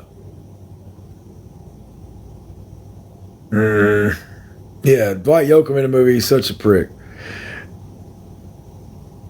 Oh, I know what part my buddy always quotes. It's like, after he gets hit with all them beer cans, okay, F me. I played cards with J.D. Shellnut. That's it. I'm friends with the chief of police. Oh, it's such a good part. Thank you for somebody saying that. Oh, I love it. I play cards with J.D. Shellnut. Oh, that's a great quote. My dad loved Sling Blade. I remember the time we watched Sling Blade. My dad, when I worked at Movie Gallery in Arkansas, I brought home Sling Blade. And me and my dad watched that movie like 3 times in 1 week. He friggin' loved that movie Sling Blade. Like he, you know, like them French fried taters. And it's just great. Dad loved it. I love the movie Twister. I saw somebody quote that. That's one of my all-time favorite movies. When I was a kid, I was scared of that movie because I remember that movie came out and I used to hate thunder, storms, and everything. Because of that movie, I thought we were going to get swept away. And another movie that scared me when I was a kid, I'm going to be honest, is Bad Boys. And with Martin Lawrence and Will Smith. And only, this one part, only the part where the killers go and kill the madam, where they cut off her lights and it shows them walking real slow and it boom, boom. Like that part freaked me out. That part freaked me out as a little kid. Goonies is your favorite? Goonies is great too. Hey, you guys. Yeah, everybody quotes that part. Aren't they doing another Goonies? Are they doing a Goonies too? Aren't they? Y'all know, have y'all heard that rumor? Let's do a poll. Have y'all heard that rumor about a Goonies too?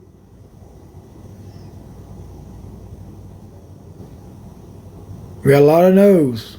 Somebody says, I hope not. Like, I'm telling you, I've heard that rumor that there's a Goonies 2 in production. Or Spielberg, like, wanted to do it.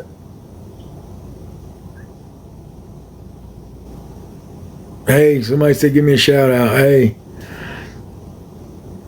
See, yes, it is. See? There's some saying yes. Thank you. I know I'm handsome. I'm a good looking son of a gun.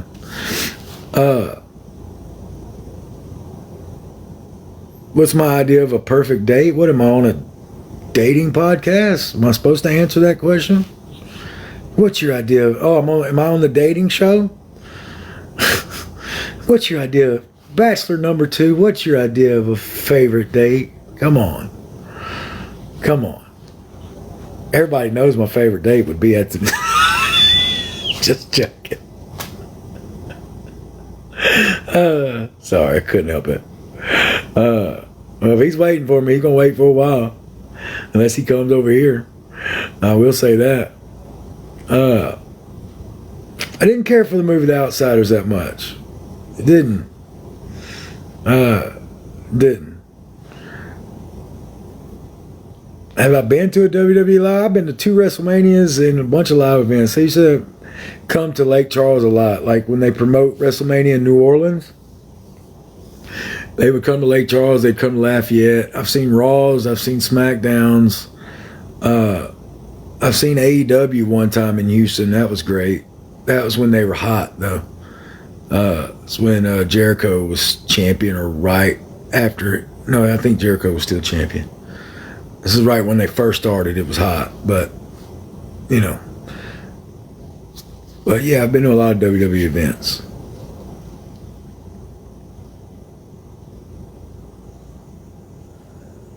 Rhea Ripley is the best. Look, and all you trolls trying to get me to respond on something stupid, go on. I love Dusty Rhodes. Dusty Rhodes is one of my all-time favorites. I can't do the Dusty accent, baby.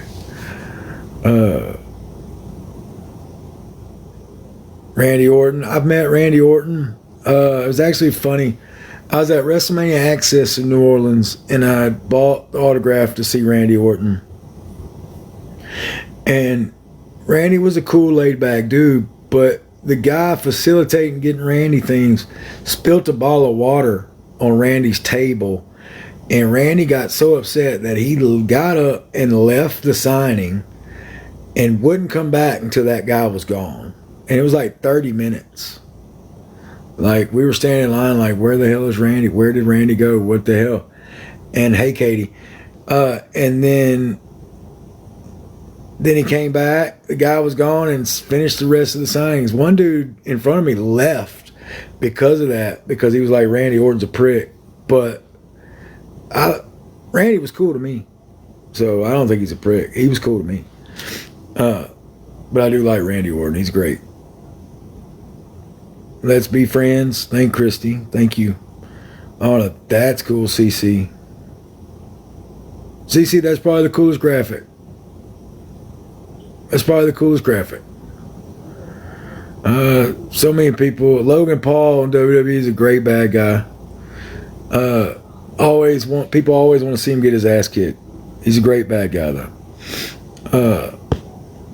I'm going to have to get mods to block these people. I'm going to have to. Like, because they just say some stupid stuff trying to get me caught up. And, you know, can't.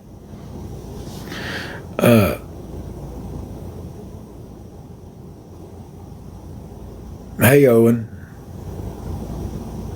I got a lot of people. I love Kane, the wrestler. Big Red Machine.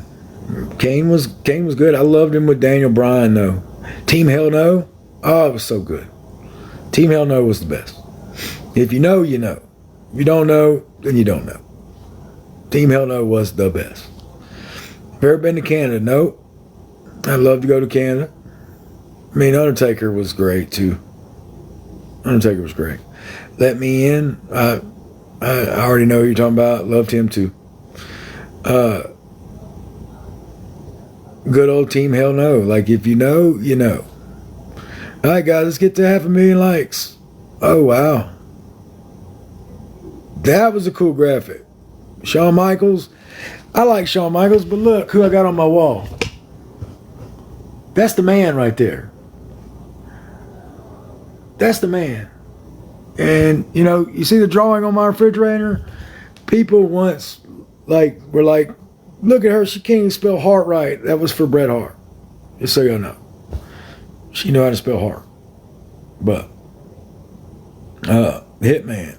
Somebody just say Umaga. Click. Thought on Stone Cold. I got a Stone Cold drawing down there. Stone Cold will always be a legend. Always. For what he did. Saw me at the casino. Hey. I love somebody saying thoughts on leaked emails. I've already discussed that. Not in this live. It was in my live that I had before. That got shut down because people are silly.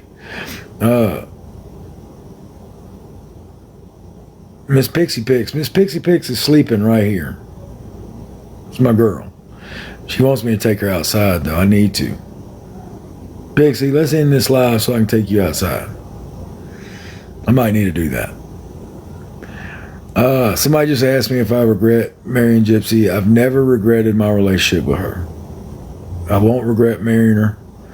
I won't regret anything. Okay? I just won't. The Saints this year, oof. Saints might be atrocious this year. Hoping they're not. But, damn, I hope they're good.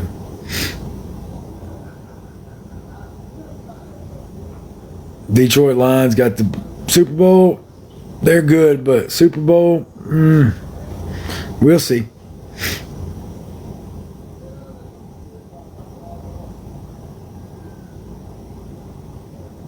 Y'all people are something else. Eagles repeating, maybe. Bengals, I'm a fan of the Bengals because of Joe Burrow. I don't have a Steelers jersey. Do I like baseball? I'm wearing a baseball jersey. Yeah, I like baseball. Yeah, I'm gonna have to get some mods.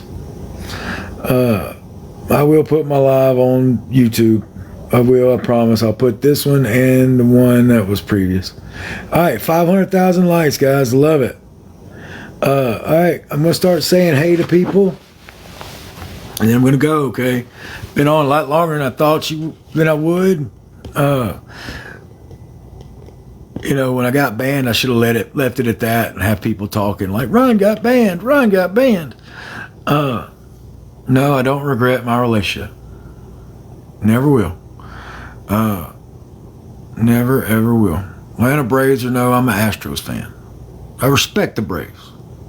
All right, hey, Nolan. Goonies 2 isn't available, see? Have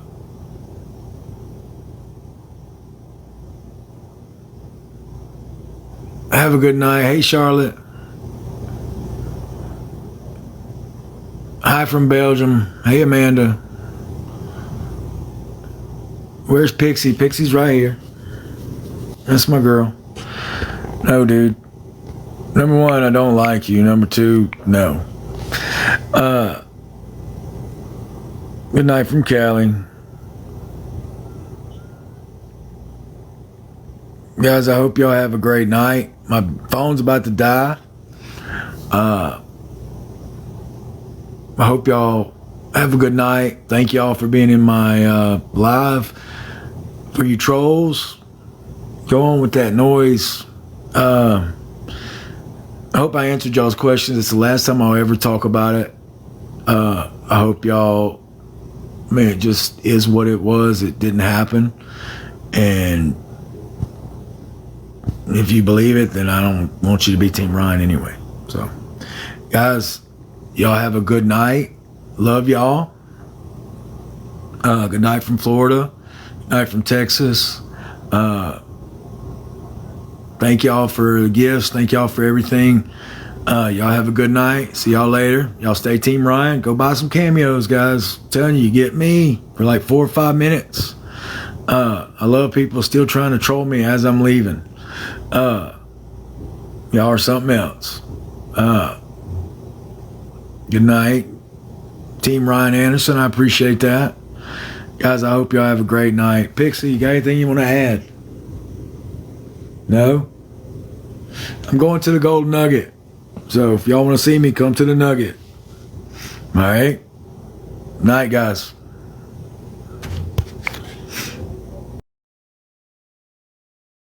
And about how he wants to fight me and this and that. Okay, Ryan, if that's really true, then I challenge you to a boxing match. You and me, one-on-one, anywhere you want, any venue you choose. Okay, we can live stream it, we can record it, whatever you want. But I challenge you to a boxing match. How about that? Let's do it. You know, you can get all your anger out on me, all the things you hate about me. Let's do it. But I bet you won't accept it. And I really hope that you do, because that would be fucking pretty entertaining. I think that most people would love to see that. You and me, one-on-one in a boxing match? Shit, that'd be content, dude. Let's do it. I'm fucking down. You name the place, you name the time, you name the venue. You want it to be in Lake Charles? Let's do it. I'll put up the money for it. We can live stream it, we can put it out. Let's do it. You know, because you like to look and sound all tough, you know, on your lives and on your videos and whatever. Dude, put your money where your mouth is. Let's go ahead and do a one-on-one boxing match. What do you say? I'm sure the people would love to see it. Love to see it.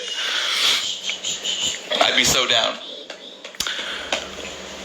Oh my goodness, you're just overtired also. You're just overtired. I'd love to do it. Love to do it. And yeah, your emails got exposed, dude. You're a fucking weirdo. Like, I mean, of course you have to deny your allegations. I mean, like, what choice do you have? But the reality is, what was said definitely happened. And you accepted what happened with a 5-year-old child in the room with you.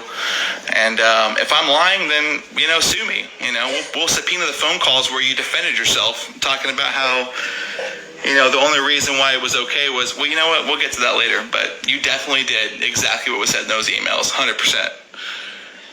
So let's go ahead and, you know, let's get there, man. You're 100% a fucking liar. I mean, that's all that you have. I mean, of course you have to lie, and you have to deny it, because what choice do you have? You can pause to read. This is one of Gypsy's prison emails. This is where she's speaking to somebody about Ryan and his ex-girlfriend Jennifer, and allowing her to do something in front of her then 5-year-old kid. Gypsy says that she's having a hard time forgiving Ryan and that his morals are fucked because he let her do it. But that's all I'm going to say about that. You can pause to read. Just remember that this is like 2 raccoons fighting over a trash can. Ryan Anderson and Ken Erger, both, are fighting over a convicted murderer, both of whom believe that Gypsy was severely isolated and abused for 24 years of her life. Which begs the question, why would you think it's a good idea to make her your wife or your girlfriend or your baby mama? Why would you seek out the worst abuse victim ever? And we know that's not true because Jeannie, the feral child, is the worst abuse victim. She was studied by psychiatrists because a decade and a half of isolation, abuse, and neglect cost a perfectly healthy in brain and body normal little girl to lose all language skills, socialization skills, her reading and writing skills, which she never had, any communication skills. Yet, Gypsy Rose Blanchard makes it to 24 years old perfectly healthy and has all of those skills that Jeannie, the feral child, did not. So how can that be if Gypsy was so severely isolated and abused for 24 years? because she wasn't. Nowhere near to the degree that she wants people to believe. Nowhere near to the degree that she wants to believe. And the feeding tube, people with severe acid reflux get feeding tubes all the time. And Gypsy had severe acid reflux. Her teeth show that. Not only do her medical records reflect that, but Gypsy admits to that in a video and on Kale Lowry's podcast. So again, what would make Ryan or Ken want to seek out Gypsy Rose Blanchard, a severe abuse victim? What would make them think that they are trained or qualified to even help her, let alone make her get into a marriage or relationship or make her a baby mama? Because it's not true what you have been sold in documentaries, interviews, books, podcasts. It is not true what you have been sold from a reality TV show, from Gypsy Rose Blanchard herself. And that truly is the end of that. That is not just speculation or theory, that is a fact. People would be sued if we were telling a lie. The only one lying has always been Gypsy Rose Blanchard. She was not abused, and her mother did not have Munchausen syndrome by proxy. She was not a proxy, and this was nothing more than a story to sell the world, to not only save her from a trial, from life in prison, or the death penalty, which would have been her only two outcomes, since she was a first-degree premeditated killer. Anybody over the age of 18 who knowingly causes the death of another person after deliberation upon the matter. And she didn't get hit with her 2 attempted murders in the spring and on June 14th of 2011. So the fact that Gypsy has a simp and a gay baby daddy fighting over her, that's not only her karma, that's what she deserves. 2 raccoons fighting over a trash can. Guess who are the raccoons, and guess who's the trash can? And because of what she went through as a child and into adulthood and prison, etc. However, she has transformed. And this is coming from a person, obviously, who knows her as, you know, in the real world. And no disrespect, but you and a lot of your followers and a lot of other people have never met her on a real case scenario. They judge her based off of what they've seen and heard online, and a lot of which is misinformation. Now, I will tell you that as the father of Aurora and as the partner of Gypsy, she's an incredible mother. And I'm not telling you that you have to agree with me or even accept what I'm saying, but she's an incredible mother. You know, her past does not affect her motherhood, and that she is, I couldn't be more proud, you know, to have my family where it's at. And Gypsy is not her past. She is not, you know, what y'all think of her because of her crime, etc. She is an extremely nurturing, caring, and loving mother. And Aurora is not, could not be in a better and safer place. And of course, that's coming from me, and you can take that with a grain of salt. You can have your opinions, but that is the reality of my life. You know, I don't see anything negative about what's happening in my family, and Aurora could not be more taken care of. And a lot of these snarkers and haters want to weaponize CPS against us or weaponize the general audience against us. But the truth is, you know, you're taking resources away from actual traumatized children and actual hurt children to attack us because you don't like us for whatever reason you may have. But the reality is she's in a very well, happy, and taken care of home. She's healthy. She's growing. She could not be in a better place. So, you know, this billboard, if you have an opinion of her as a person, that's fine. But to attack her as a mother, you have no idea what kind of mother she is. You haven't been around to see it. Okay? And because I am, and because I care and love, obviously, 100% about the, you know, the safety of my daughter, she is in a very happy and loving and taken care of household. And that's all that there is to say, you know, and I'm not saying that, you know, people don't have their freedom of speech. If they want to make a billboard, whatever, they can do whatever they want. I understand that. But behind that too, I can see both sides of that coin, and that's why I'm glad you're talking with me, because like I said, it gets me. Like I said, I'm not afraid to change my mind. I'm not afraid to reevaluate my opinions. and that's why I'm glad you're talking with me right now. So you know what I mean? It's Okay, like fair enough. nothing I've ever said was meant to attack or harm or try to get your kid taken away or to try to put Gypsy. No, and of course, back. I'm not saying you did. I'm not No, I coming know for that. you I understand you're saying specifically. this in general. I understand you're saying this in general, but like, you know, so far everything that in fact, one thing I've always said about you in my videos is like, I think Ken is a very good dad for like everything that I've seen just from the outside looking in. You seem to be all about that child. You know what I mean? And I appreciate that, you know, and I try to be.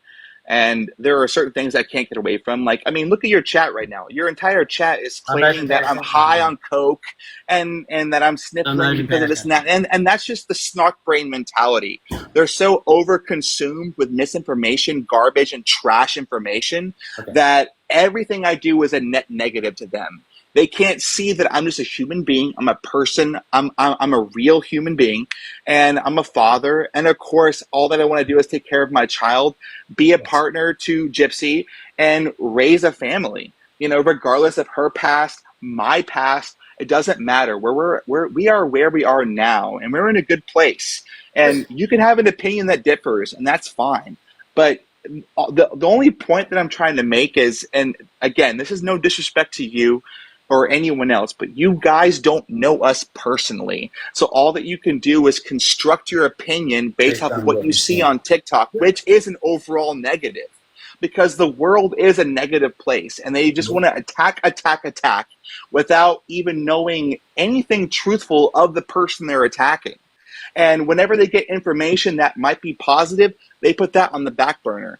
But as soon as they get information that could possibly be negative, that becomes their truth because they want to live in their revelry of negativity. It's a drama. It's a drama thing. So people like Yeah, have to live their own lives of aren't course. really good, and they try to sort of. I guess you could say they kind of project it into places that aren't their own. For sure. No, for sure.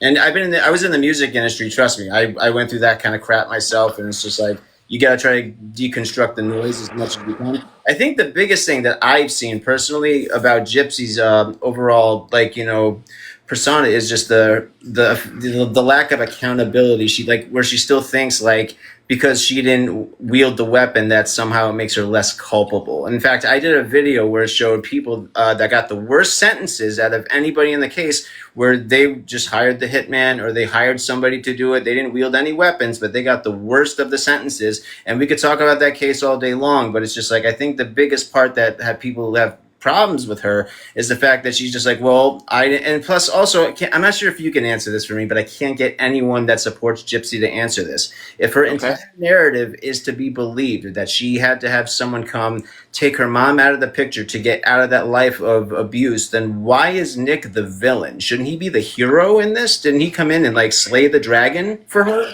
I cannot put myself in the mind of a sheltered abuse victim like Gypsy was. Right. But I can only imagine that somebody who was a sheltered abuse victim, and there are a lot of people that say that Gypsy was never abused, her mom never abused her because of this microdeletion thing. That's 100% just bullshit. Okay, and I'll tell you why. Because regardless of the microdeletion or not, there is no excuse for, one, her mother forcing her to sit in a wheelchair knowing that she could walk. That's a form of child abuse. Correct. Her mother pulling her out of school when she is totally articulate and can learn. That's a form of child abuse. Correct. Her mother putting a feeding tube in her, knowing that she can eat, that's a form of child abuse.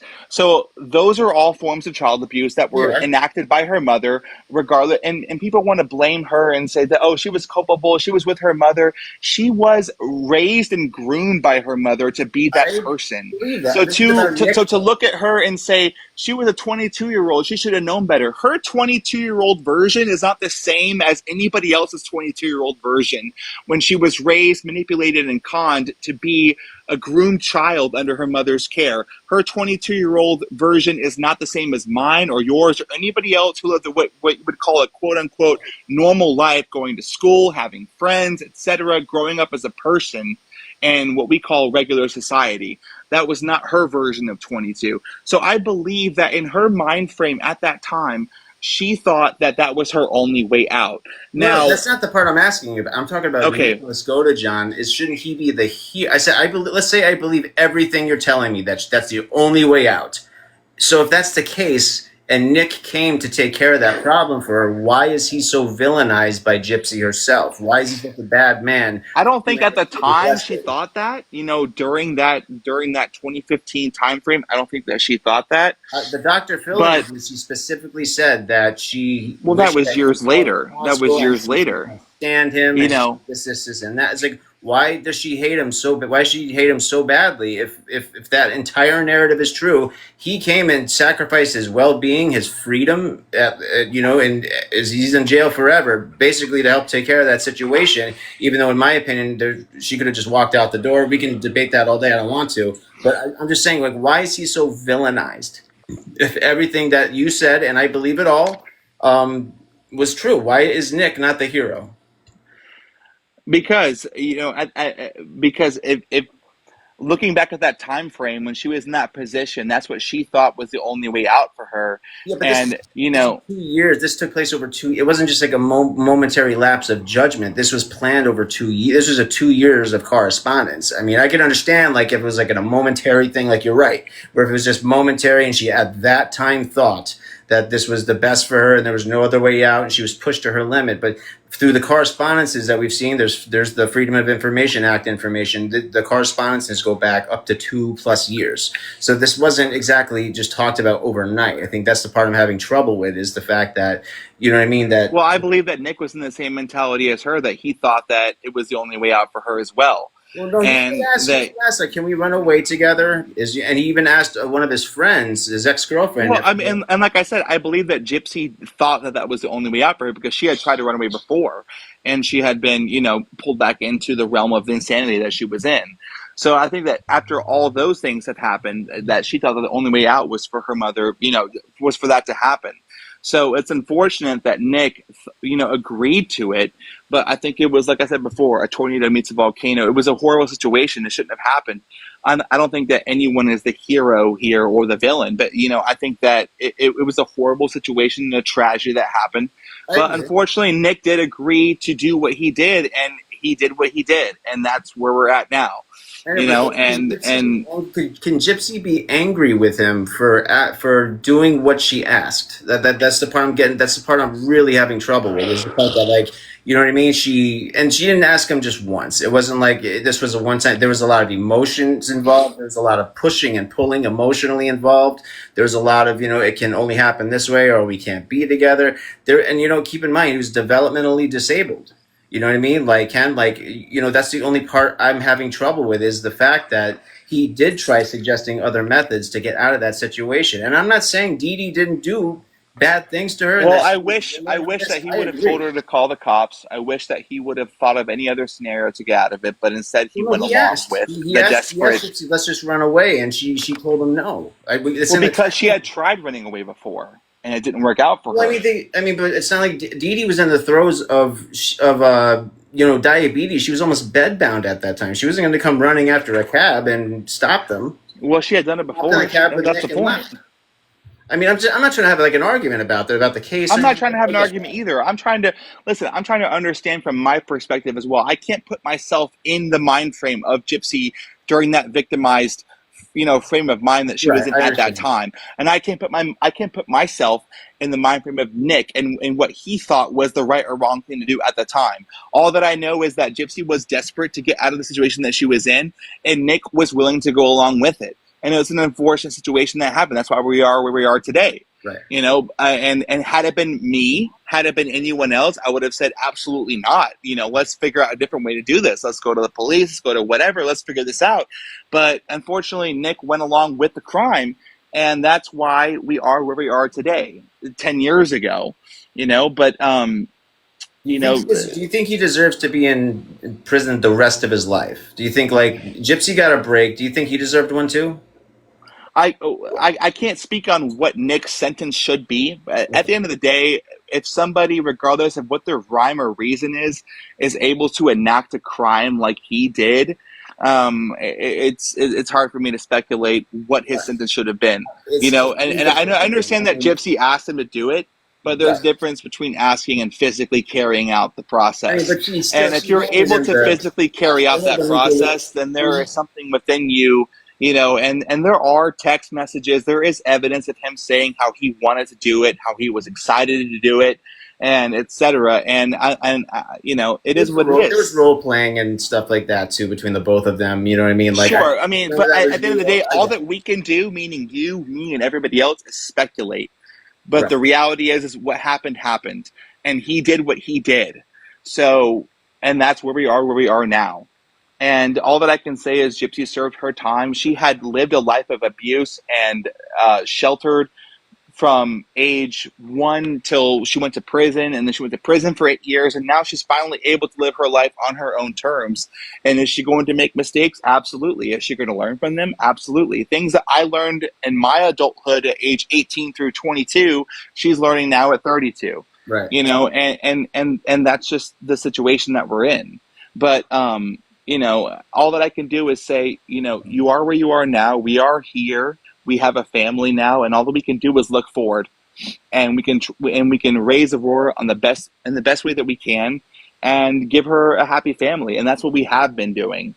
So if people want to attack her and make billboards, whatever they want to do, people have the right to do so. I want the best for the child. I want the best for you, and I don't want anything bad to happen to Gypsy. I don't. It's just like, but every once in a while, like when we see the stuff like. Getting completely wasted the night after, instead of like. Okay. Well, allow me to speak on that for a second, if I may. Sure. So yeah, Gypsy went out and got fucking.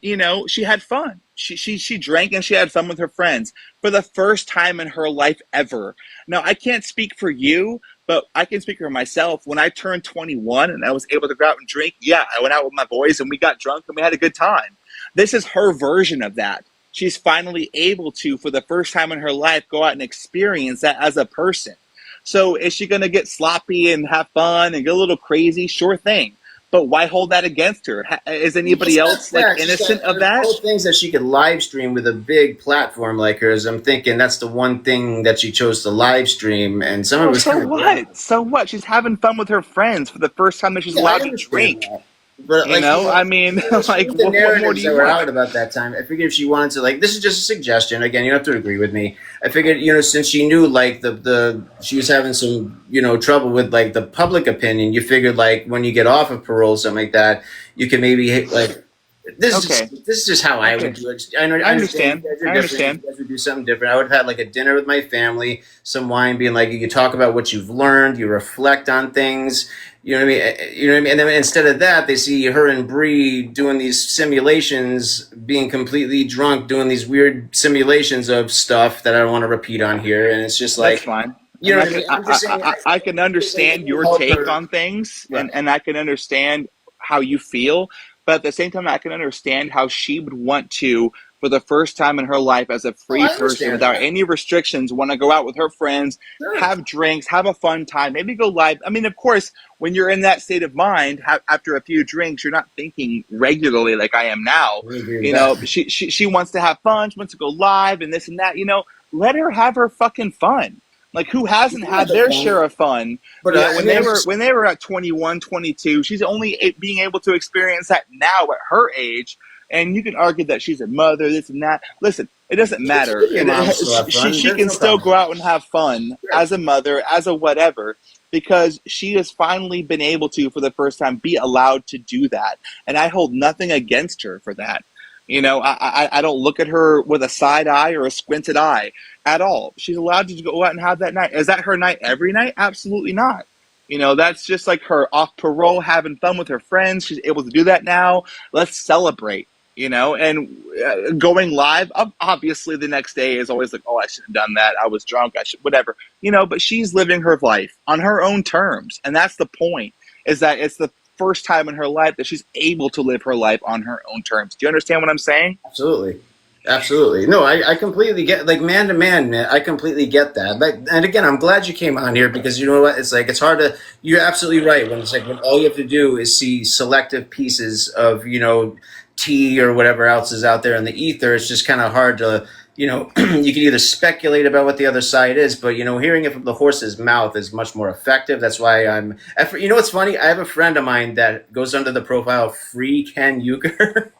And I thought that was you at first. I thought it was one of your chick friends. That's I why don't I'm have like, any "Oh, I chick thought you were a girl profiles. for a This is second." me. I didn't mean And to Gypsy does that. not I didn't post know on you my were profile. Free Ken Euchre for a second because that surprised me. So, like, forgive me for that.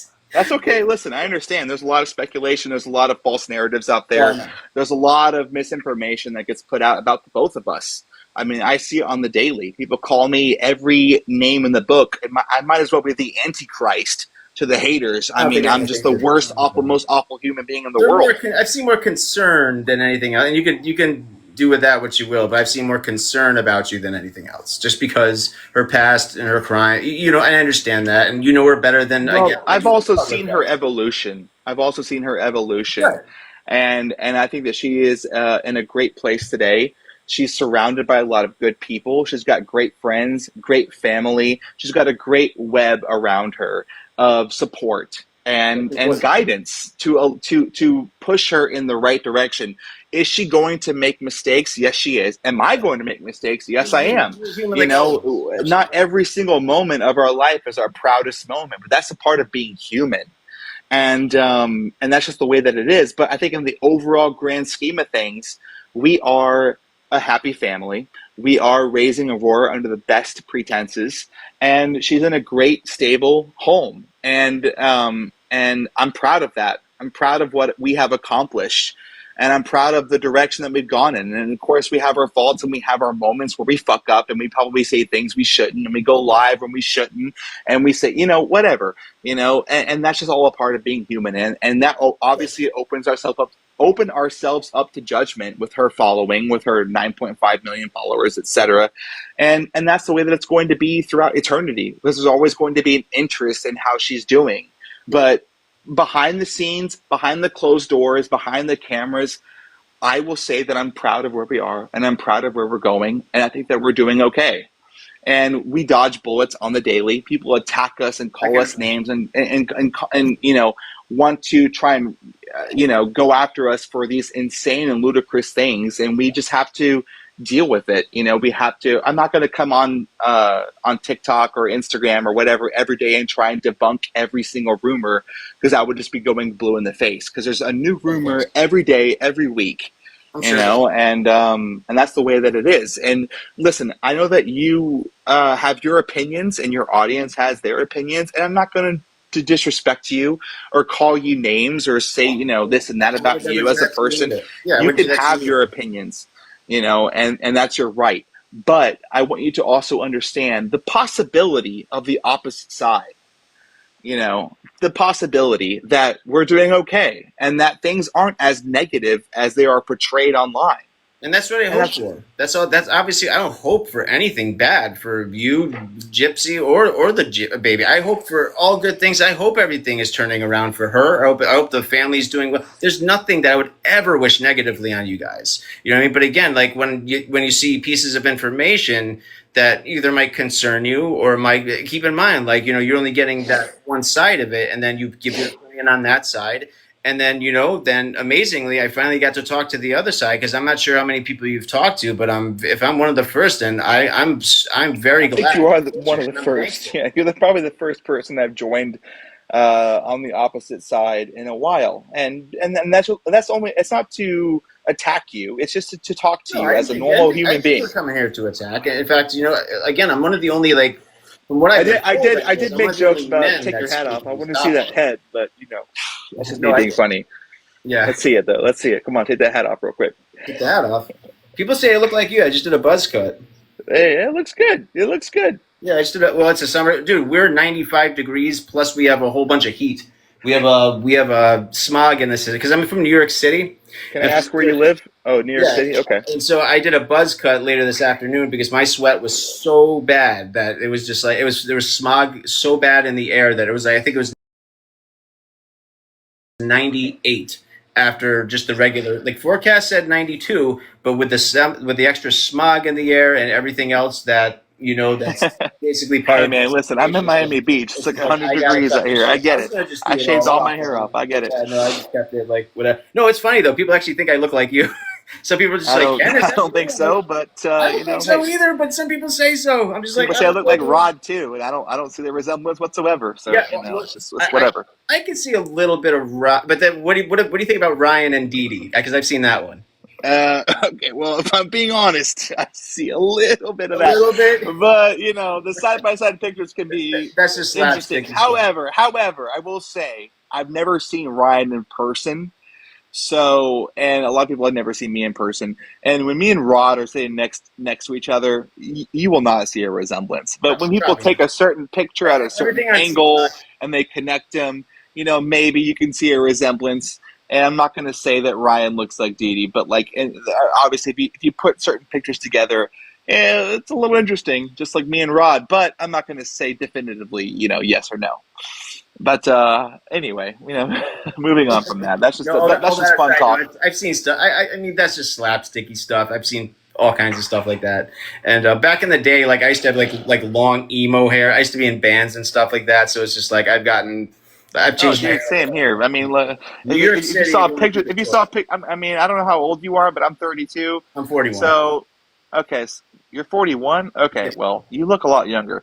But anyway, I look a lot older than I am. But if you look at pictures of me in like 2008, 2009, I had the jet black hair. You know, I had the emo over. I had all that shit. That was the trend for the time. That it certainly was, yeah. Especially But like anyway, mid 2000s, like I was on Vans when I was in bands. I was on Vans Warped Tour and stuff like that. So it was like that was my were you? Okay, right on. That's cool. Girl jeans and everything. I did the whole thing. Right on. What instrument did you play? I am a guitarist, full through and through guitarist. Okay, cool deal. Cool deal. That's awesome. Do you post your music on your profile or no?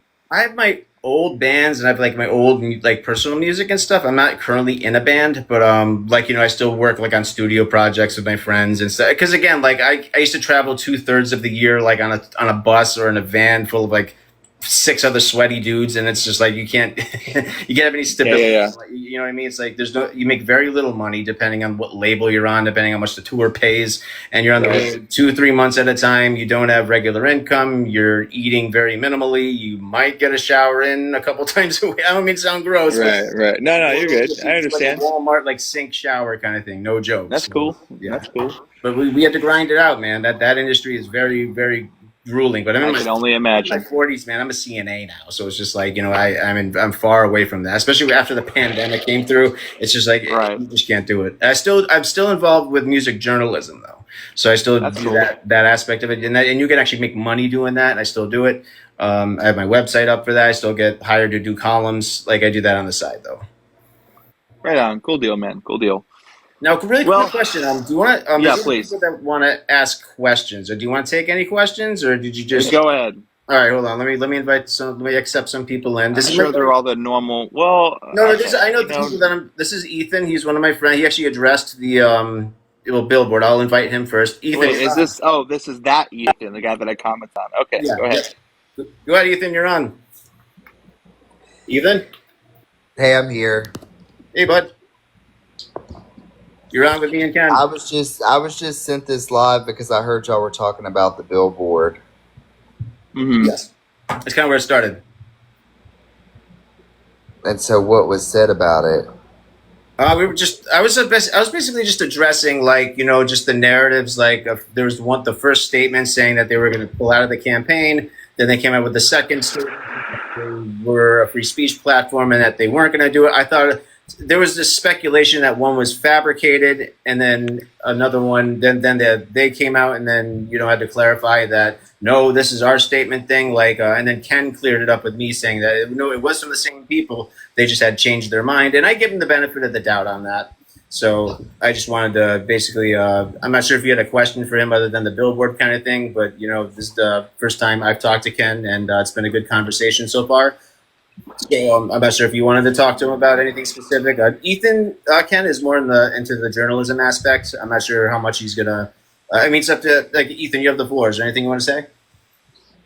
Well, my main thing about the billboard is commenting on my post with hashtag scrumptious, saying you wouldn't see the billboard, and then 30 minutes later, Gypsy Rose was flipping off the billboard driver.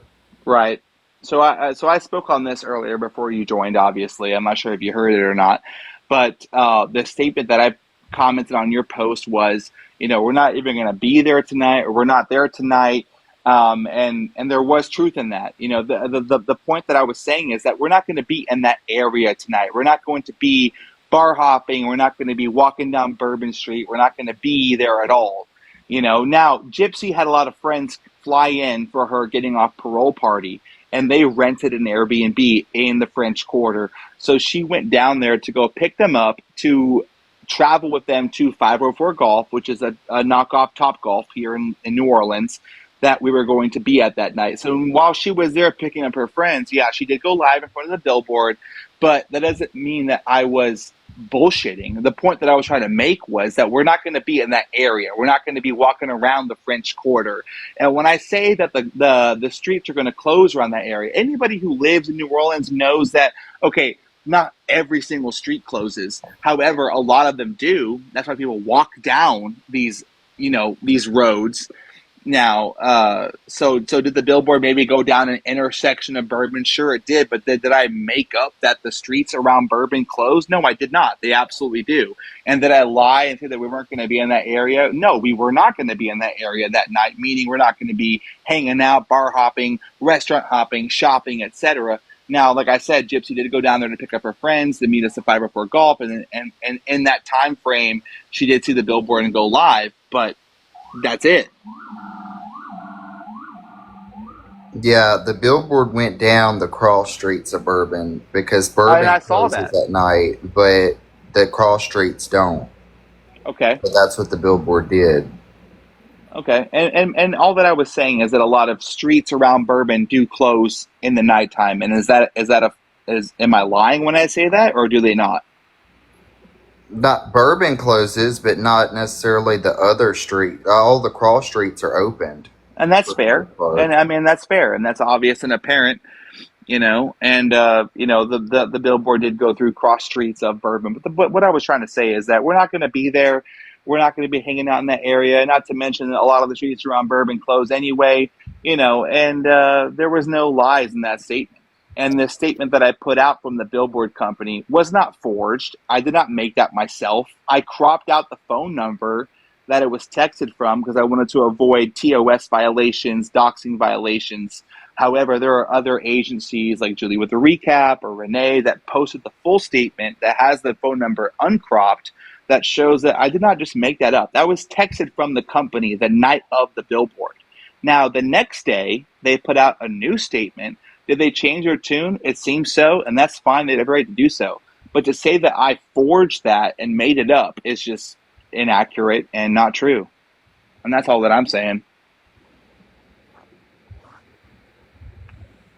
Well, in regards to going out to the French Quarter, did you see how people reacted as a response to the fact that, I mean, everybody can go out and do whatever they want to, but not everybody who has a following is getting on social media sharing them blackout drunk.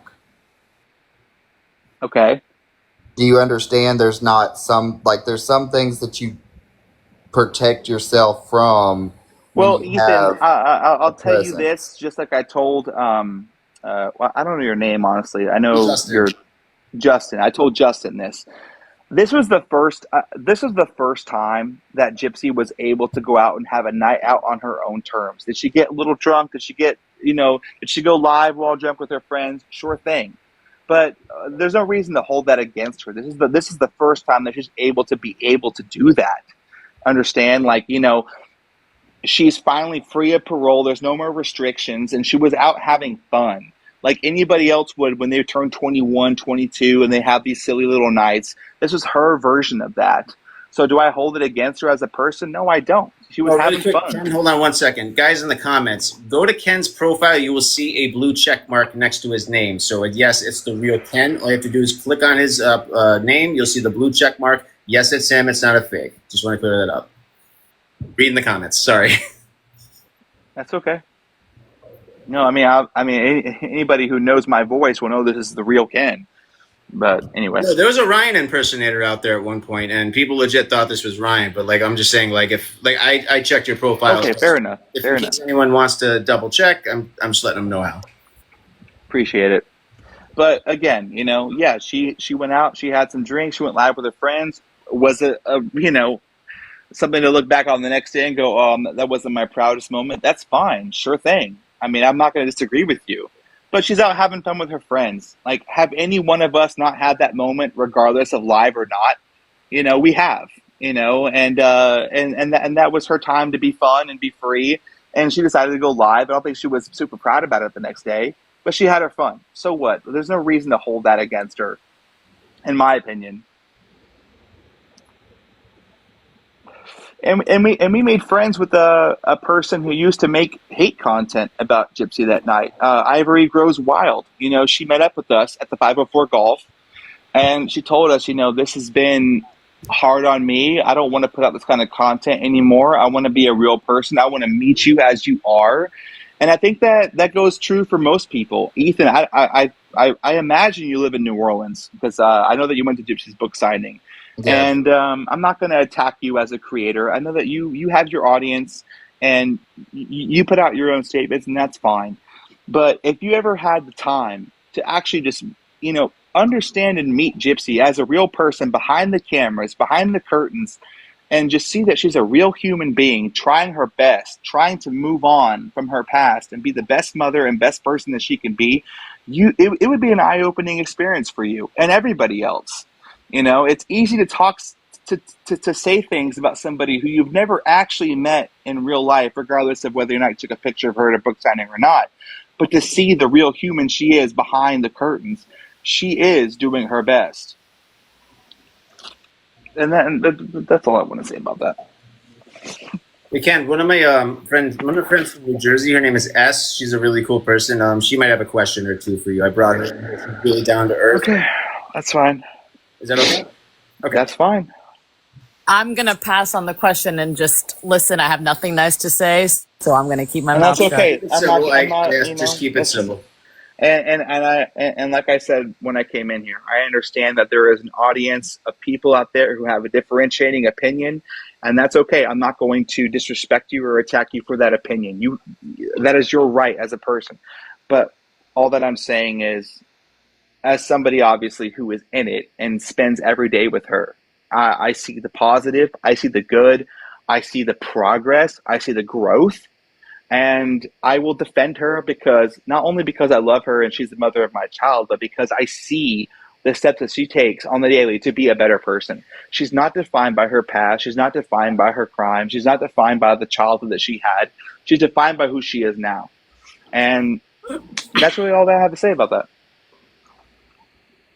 I have one more person in here. I just brought in. Let's see if she comes in. Audrey is she's a big content creator.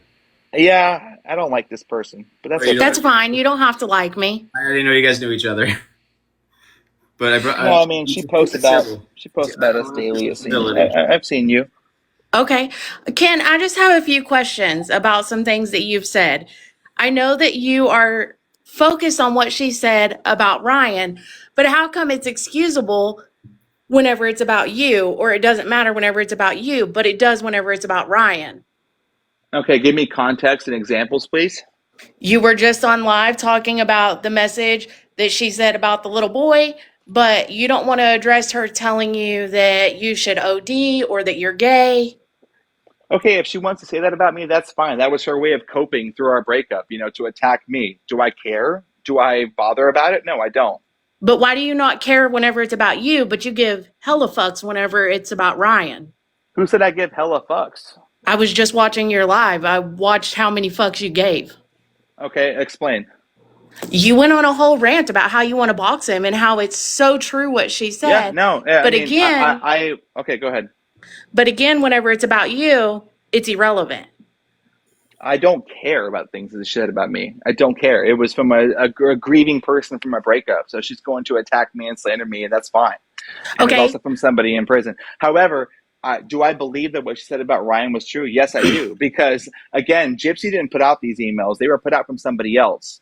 So, and there's so much context, there's so much detail to the story that I truly believe them. And if we can subpoena the phone calls, you would see that for yourself as well. And the reason why I said I challenged Ryan to a boxing fight is because every single live that he does, he talks shit about me. I mean, that's all that he has. He talks about me, talks about Gypsy. That's all that he has. That's his entire content. And he always wants to talk about how tough he is, how if he ever saw me in person, he'd beat me up, this and that. I said, okay, put your money where your mouth is then, dude. Let's do a boxing match one-on-one. Let's make content out of it. I'm sure people would love to see it. That's all that I said. Okay, so, about the phone calls. Those requests are being going through. With that being said, if it comes out and he never said that, are you going to come out and say, hey, I was misled? Like, are you willing to own that? If the phone calls come out and that became true, sure thing. But I know that they won't because I believe Gypsy. Okay, that's fine to believe your woman, whatever. And then you are okay with the fact that Gypsy attacked you in a heightened state. But obviously Ryan's heart's broken. Like, look what y'all did behind his back in prison and out of prison. But whenever he attacks you, it's not okay. But again, it is for Gypsy. Like, be consistent, man. That's what people are pissed about. I'm 100% consistent. So then why are you mad that Ryan's upset, but you're not mad whenever Gypsy's upset? Who said I was mad about anything? I'm not mad about nothing. I'm just saying the Bro, guy your talks own trash words. about me all the time. So I'm saying Okay. if you want to fight me so bad, then let's do it. One-on-one boxing match. Let's go. That's all I mean, I would box you. Let's do it. Let's fucking do it. Okay. Hell yeah. You Let me want just headgear? Let's ask do it. this. So, if Ryan agrees, would you actually do a boxing match? 1,000%. I wouldn't have challenged him otherwise. All right. You do a poll on this? One of Ryan's polls? Let's set it up. Blue yes, red no. Like I said, 1,000%. And that would be great content. And I'm sure a lot of people would want to see it. So let's make it happen. Okay, and then I have another question. What the F is Hershey's chocolate filling in a Pop-Tart? I feel like you need to explain that for all of us. I have no idea what the hell you're talking about. I didn't read the emails, so. Well, you and her called each other Pop-Tart, so I feel like you would know. Because it was to you. Okay, and she said, come lick my Hershey-filled Pop-Tart. Okay, well, either way, regardless of whatever you think, that's personal. So I'm not. That's why I'm asking you. What does it mean? So that it's not up to me. I'm not going to talk to you about it. It's none of your business. Is what it means. Okay. So you won't disclose anything whenever it's about you, but you will disclose everything about Ryan and then turn around and play the victim? I've literally disclosed nothing about Ryan. I'm only talking about the things that have been disclosed on his part. Okay, and that's it. Cam, really quick, do you agree with what Gypsy did disclosing Ryan's medical medication regarding the MAT medication? If I'm being honest, I don't think that was a great idea, but I have no control over that, and I'm it is what it is. Control over it. I'm asking if you agreed with it. If I'm being honest, I don't think it was it wasn't a good idea, and I don't support it, but okay, that was a bickering between exes, and sometimes when bickering exes will say things about each other, it doesn't mean that I have to support it or attack it. It's just I'm not a part of it. It's got nothing to do with me. That's between her and him. I understand that, but do I support it? No, of course not. Of course I don't. And I have no problem saying that. But well, it is what it is. Yeah, I don't agree with a lot of things that Ryan said about her either, or said about me. But do you agree with everything she said about people? Like what? Anything. Tell me. Okay. Tell me 5 things you don't. But give me examples. Tell me 5 things you don't agree with. Let's go there. I'll let you tell us. I'd rather you give me examples so we can go through them. Okay. Her saying you're gay. Do you agree with that? Yes or no? Obviously not, because I'm not. Okay. Her calling out that you were on drugs in her messages. Do you agree with that? Yes or no? Obviously not, because I wasn't. Okay. I think that was just her way of coping with the situation, and that was her finding her peace with why we separated. But no, I don't support that, obviously, because it wasn't true.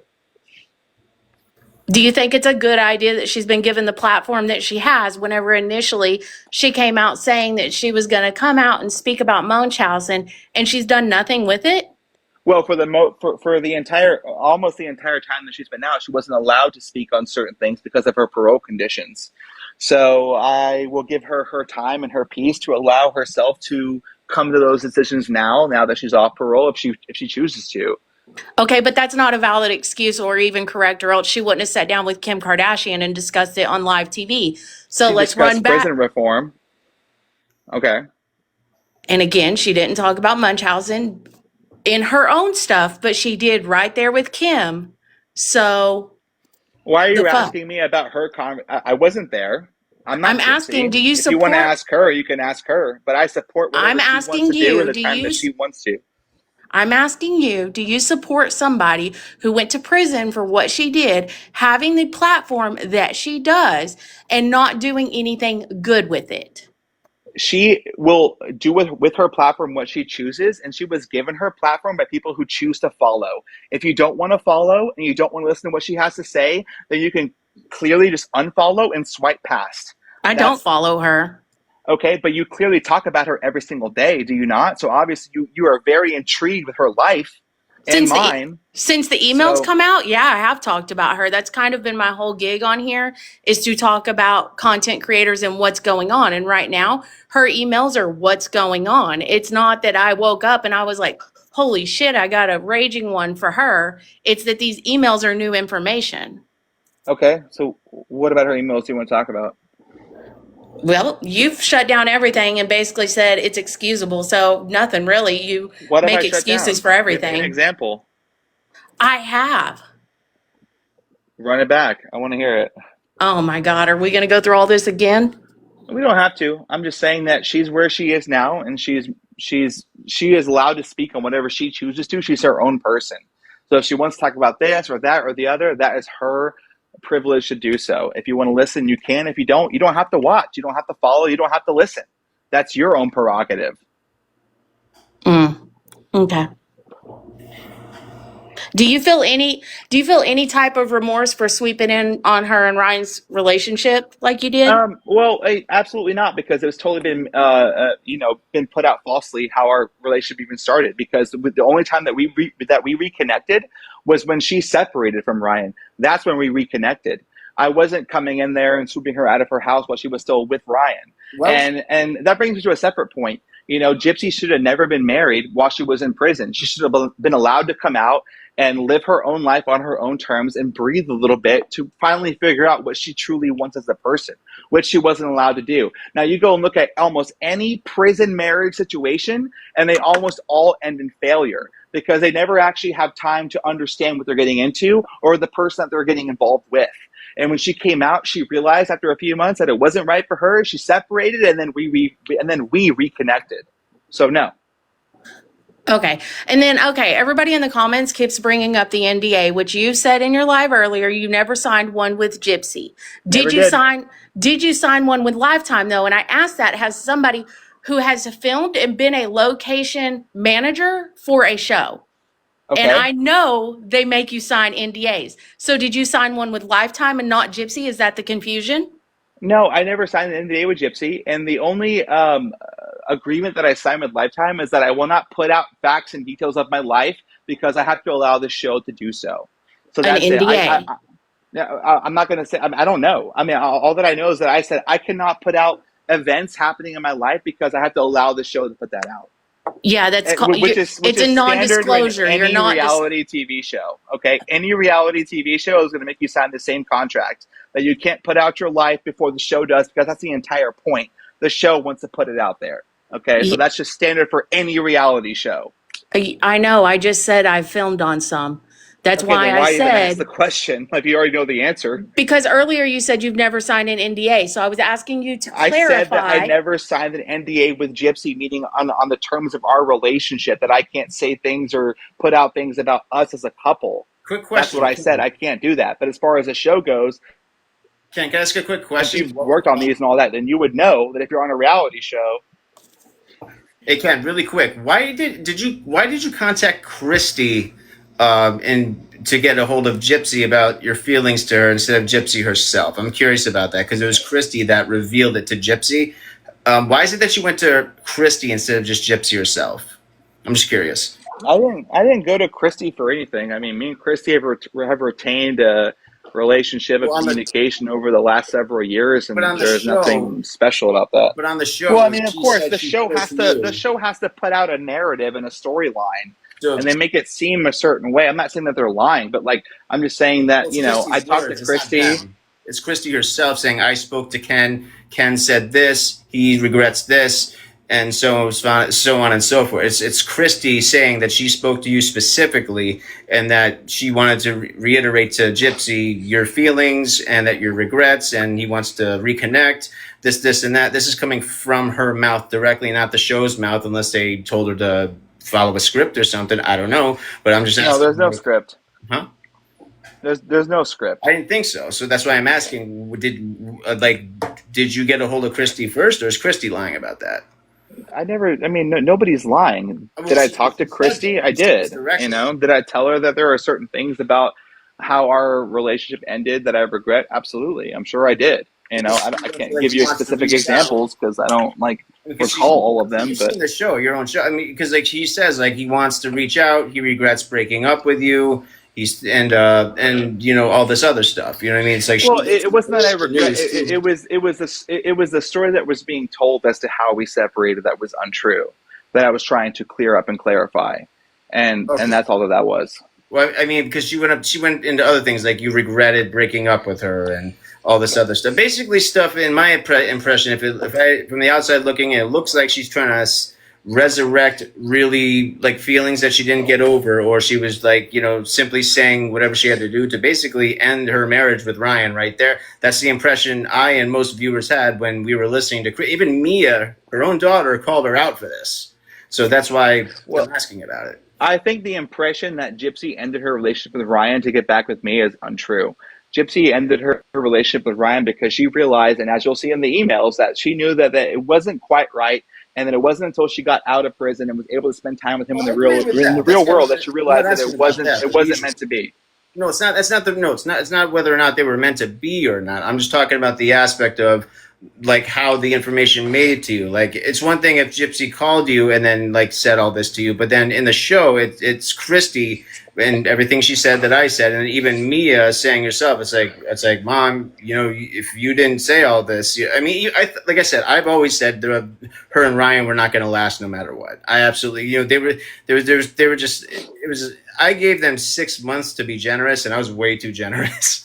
And then on top of that, I'm just asking that question because, like I said, it was something that even Mia was irked about. You know what I mean? She was just kind of like, Mom, you didn't have to tell her all this stuff. Now she's an emotional mess kind of thing, because these were highly supercharged emotional feelings that, that she was resurrecting for her right there.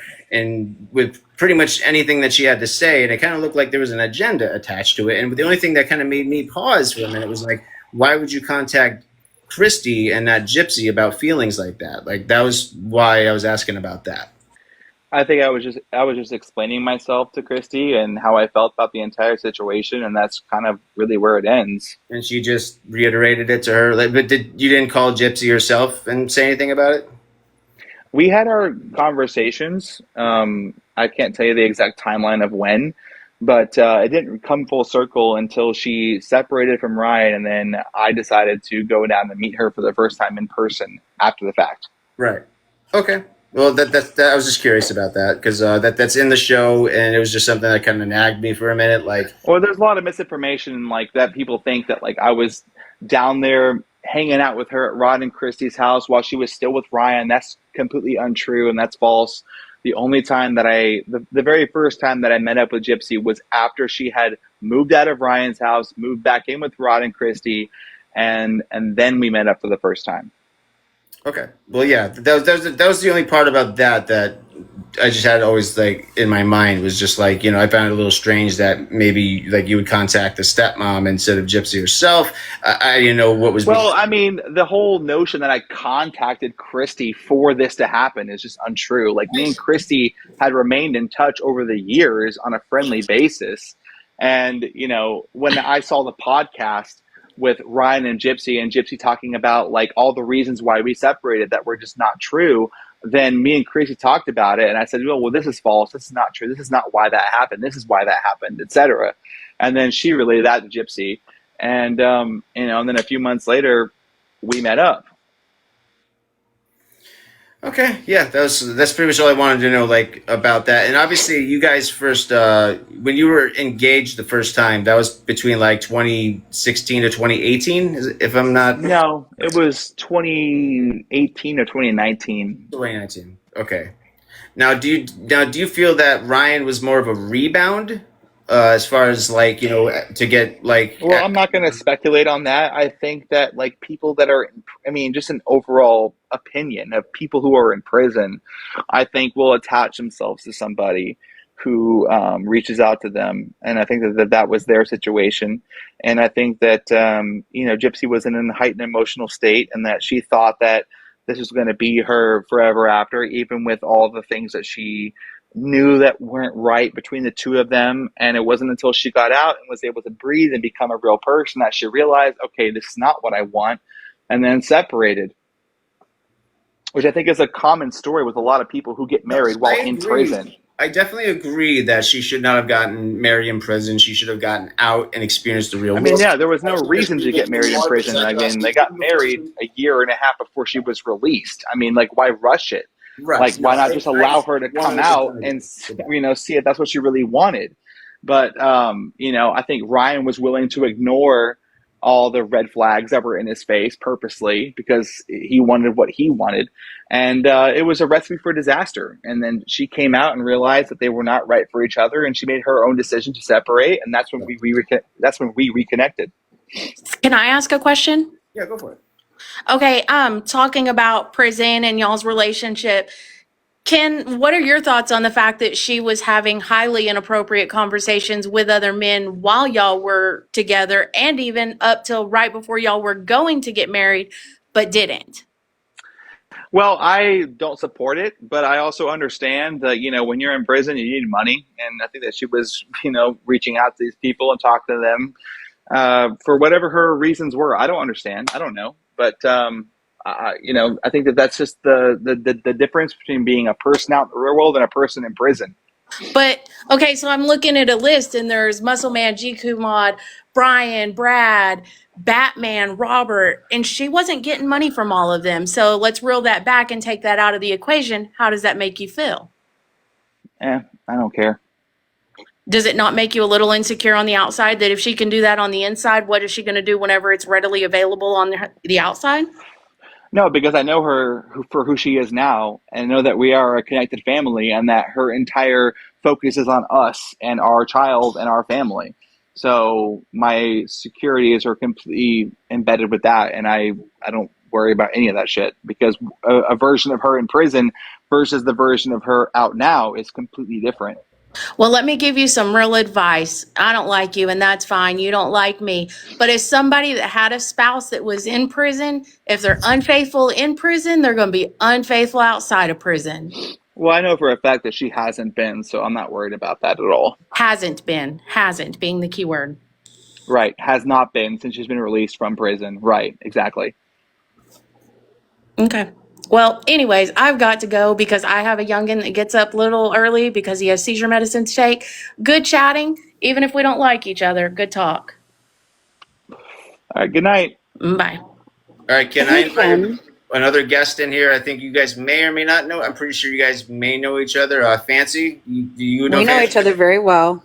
Okay. I refuse to talk to this person. She's an absolute maniac. I have one question for you. Human being. You can't answer one question. Any of your questions because you're a fucking lunatic. You can't answer one simple question. I think that you are an over-obsessed, crazy person. So I will not talk to you whatsoever. Well, my only question for you was, why is it okay for you to say all of those things about getting married to her when you wanted to marry her in prison? Right. And you were mad because we expressed concerns about that, but yet it's not okay for her to get married to Ryan under the same pretense. Right. And that's the entire reason why we didn't get married, because I realized that she No, it's not the entire reason why you didn't get married. No, it is you know that. I know the entire reason why you didn't get married. No, you don't. You yes, have I do. A ridiculous narrative. I had conversations with you, Christy, and Gypsy at the same time. So I'm pretty sure I do know. You're the one that's lying about it. I don't think you know anything. You're an You're lying over-obsessed about it, lunatic. Ken. No, You're I'm not. I'm lying not as lying. usual. No, I'm You not. absolutely I'm not are. lying at all. And that's And you're the problem is condescending and rude you and fail very, to very accept narcissistic. reality.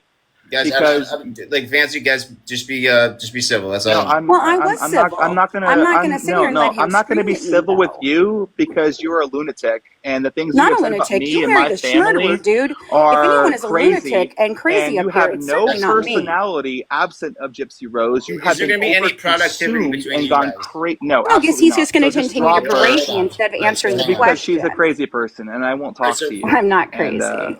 yes, you are. Yes, you are. I took fancy out. I'm sorry. Okay, no, that's okay. Good. I That is know what one your guys' person that I will not talk to because she is a lunatic. And again, I'm not part of there's that, literally I have an extremely small list of people that I've placed in that box, but Right. Fancy is one of them. She is a lunatic, and I will working not on the talk to her. documentary before Lifetime. Am I correct? So she says, but nothing was ever picked up from her because nobody wants to work with her. And her content 10 years ago and from this point on will only ever be about Gypsy and this negative context and just ridiculousness. And I won't talk to her. She's crazy. Yeah, I mean, I've only gotten to know her a little bit. So, I mean, like I said, I'm only new into this community a few months. You know what I mean? And I'm just one. I understand. But listen, I'm generally an open and accepting person, and I will talk to most people, even if you're on the opposite side. But there's a very, very, very small list of people who I've seen their true character, and I've seen the things that they've said and put out about me and Gypsy and my family that are so ridiculous and disgusting that I will not entertain even the most simple conversation with. I see. And Fancy is one of those people. She's I'll just stop. Okay. Let me see. I actually invited my friend Lindsay on here. I think she might have a question. Lindsay, are you here? Lindsay? Oh my God. Hello, Lindsay. Oh my God. Did you want to have a ask? Nope. I guess she's gone. I guess not. That's okay. Fancy knows no truth. I'm talking to your chat right now. Okay, I will literally debunk every statement that she makes. And let's go ahead and just talk about the one that she just made about how, like, you know, I did talk about getting married to Gypsy while she was in prison. But Right. I eventually scaled off of that because I wanted her to be able to come out and meet me as a person and understand me as a real person in the real world before deciding to get married. And that's why we called off our engagement. Now, everyone says that the narrative I heard is the Dr. Phil podcast is kind of what got you to rearrange your thought process. Is that true? Well, that's not true. No, that's not true at all because the Dr. Phil thing came out in 2017, and we were talking about getting married a year after. But I mean, with the advice of Christy, my mother, and everybody around me, I ultimately realized, not to mention I was 24, 25 at the time, so I was still kind of growing up myself, that I realized, okay, it's not a good idea to get married right now. Let's call this off. Let's wait for you to get out, and let's see where life takes us. And then ultimately after we separated, ultimately after we called off the engagement, we did end up separating. But that's the reason why we didn't get married while she was in prison, because I wanted her to come out and just breathe a little bit and see if I was the person that she wanted to marry before we actually did that. Okay, well, that's fair enough. That makes sense because I myself, as a man, I wouldn't marry anybody that is in prison, especially while they were in there. It's one thing to, then yeah, because like I said, it's one thing to just keep, corresponding back and forth, but then the whole dynamics will change, especially when you're in there for a long time, like Gypsy was for a good close to a decade. It's almost going to be culture shock coming out of prison at that point. Exactly. Getting back into the real world, you don't know how someone's going to get back into that, stride and be able to adapt to that because things change very quickly. I mean, look at 20 years ago. 20 years ago, it's like smartphones weren't even out yet. Now it's like kids. I tell kids nowadays, when I was their age, we didn't have phones, we didn't have iPads, none of that, and they freak out. You know what I mean? It's kind of like that. But, Right. All things aside, it's things change so fast. The world is moving very quickly. And then when you're in prison, from what I've heard, I have a clean record. Basically, the whole world comes to a complete standstill in your life while everything else is moving on the outside. So that's the best way I've heard it. described, and I can see why that would apply. Although I think, while now from what I've understood, they give inmates access to emails, tablets, and limit on like a limited basis kind of thing. I'm not sure what the rules are or how far that goes or anything like that, but I'm pretty sure Gypsy and all their fellow prison mates and stuff like that all have their I think tablets or ways to contact the outside world, when before it was mostly just writing letters. But I mean, again, that's a world I don't really know. Yeah, it's very different. Now, I have another question. Something getting used to for me too. Yeah. Okay. What about the Becca Scoops videos? Have you watched any of them? I know of her. Have you watched any of her videos? I think I've seen one or two. Yeah. Okay. Now, just because she was another, like, I know, like, you're not very, again, like, if you're looking to look into the other side, into a very deep dive, I would recommend watching hers, especially her beginning type of stuff. It's probably going to be stuff that might infuriate you a little bit, but she brings a lot of receipts. She brings a lot of, she's like, her narratives. Well, I think it's a very biased point of view. Oh no, I understand the bias, but I'm just saying. And, I think even Rod Blanchard, and I think Rod himself, I think on like a hot mic, I guess you say, sort of moment, even said, even Becca Scoops, even she has merit. I think there was something along the line, because she used it as an intro in one of her vids. That's how we said it. So if like, just for your own curiosity, you don't have to believe any of it if you don't want to. I understand the bias. Absolutely. It's like, if I'm with somebody, I have a bias for them too. You know what I mean? I understand that completely. But if you know what I mean, if I don't, yeah, I mean, from what I saw from her, I don't agree with it. I think it's a very biased point of view. Also, I've learned things about who Becca is as a person that kind of turn me off to her. I go by more by the information. The lying about being a retired nurse. In fact, she was disbarred from being a nurse. I understand all that. Fraud, and it doesn't mean, like, to me, about like, being somebody a widow, etc. So, I don't necessarily watch her videos without a grain of salt, and I think that she has a biased point of view, and kind of, people take out certain context that they don't want to be a part of the picture to kind of put out the narrative that they want to put out, and that's true with.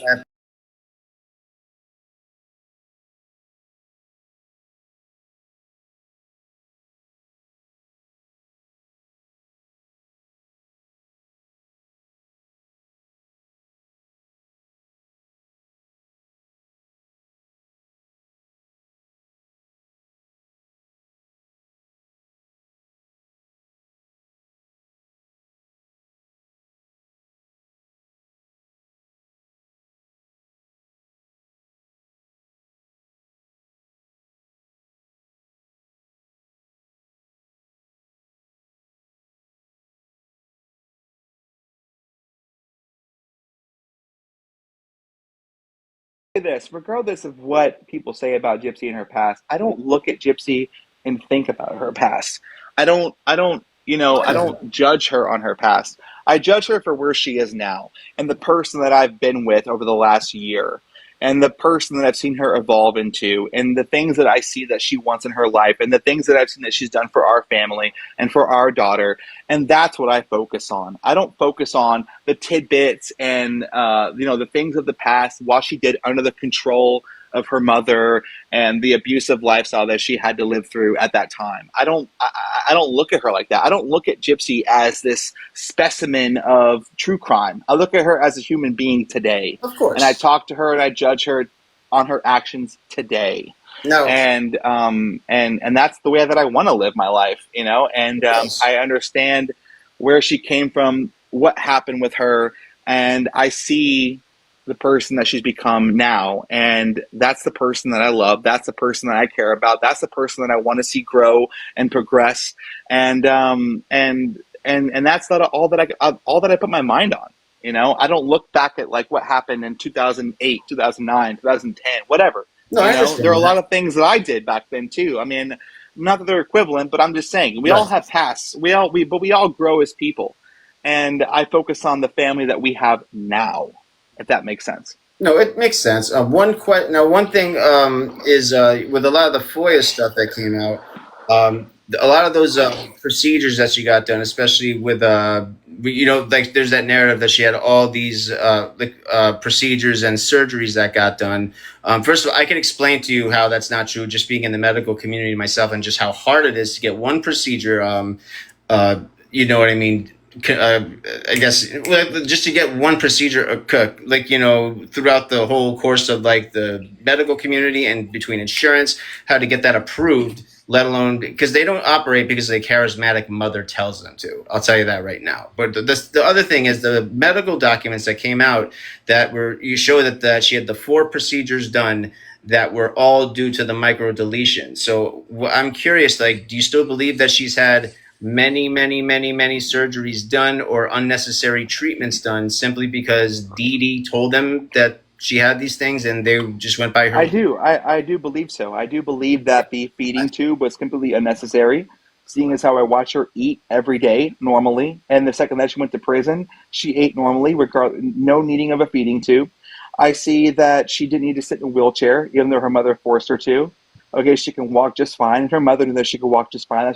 That's why her mother blacked out all of her windows to make sure that nobody could see her walking in her own house. I see that her mother shaved her head to give the appearance of looking sick, even though she didn't need to look sick, even though she wasn't sick. I see that her mother pulled her out of school, even though she was fully capable of learning. And she got the feeding tube put in at the age of 8. And that's absolutely unnecessary. And so I definitely see, where there are maybe surgeries that were done. I'm not talking about the feeding tube being like a surgery. Well, I'm giving you an example of an unnecessary procedure. Okay, and I could see how maybe something like that could form, like, based off of a false narrative or something like that the mom might give out in some way. But I mean, she said she went 20, 30, 40 different surgeries that one that was going to go near her throat. Because like she said in her book, that she was going to have one that was going to be done that was going to possibly hit her vocal cords, and that was the moment where she had to call Nick and do whatever happened, even though it showed the correspondences going way before that. And then in the book, it says, oh no, there was this specific moment that was like, it was either her or me. You know what I mean? And it's kind of contradictory. You know what I mean? And just like, does that kind of like put a radar on you at all? It's just like on the book, she said there was a specific time, but then it shows her correspondences with Nick of talking about this way before any such procedure was done. And then it also shows that, I don't know what procedure she was talking about that she said she's had done before 20 or 30 times, but I don't know what surgery would get done. Changing the feeding tube is not a surgery or a procedure, nor is it dangerous. So if that was what she was talking about. But putting a feeding tube in a child that doesn't need one, you don't seem as a form of abuse? No, if that's true, then yes, I absolutely think it was abusive. But I'm talking about the surgeries. I don't consider a feeding tube a surgery. If it was impractical and unnecessary, yeah, that's bad. But I'm talking having a device, about 20, 30, 40 of having a device medically inserted into your stomach to be fed from a bottle of formula, I see as a surgery, an unnecessary surgery that you don't need. Well, no. Well, I mean, you can even look in, if you want to look in the actual literature, a feeding tube is not a surgery. It's a procedure. It's not a surgery. Okay. Well, we're getting lost in semantics of procedures / surgeries. But the point is, she didn't need the feeding tube, right? She didn't need it, and it was an unnecessary procedure, surgery, however you want to phrase it. What about unnecessary? It showed it in her documents that she signed her own medical paperwork for 22 months before her mother was had passed away. It showed that Gypsy herself, without her mom there, just her signature alone, was signing for her own paperwork with those doctors. Like, if this was all going on, couldn't she have told one of them or have done anything?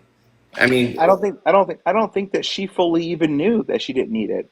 I think that she was taught by her mother that she may have needed this. Yeah, but I mean, if she knew she could eat, and there was all the stuff from her in the castle eating the mashed potatoes and all that. Like I said, I cannot put myself in the mindset of somebody who is being sheltered and abused by their guardian. I can't imagine what she was thinking at that time. But I can understand that she listens to her mother's advice and she would sign this paperwork as her own person or whatever, because she thought that because of what her mother told her that she needed this, But I can't put myself in that mind frame of what she thought was right or not, because No, I at the understand. time that you're talking about, she was still under the care, if you want to call it care, of her mother.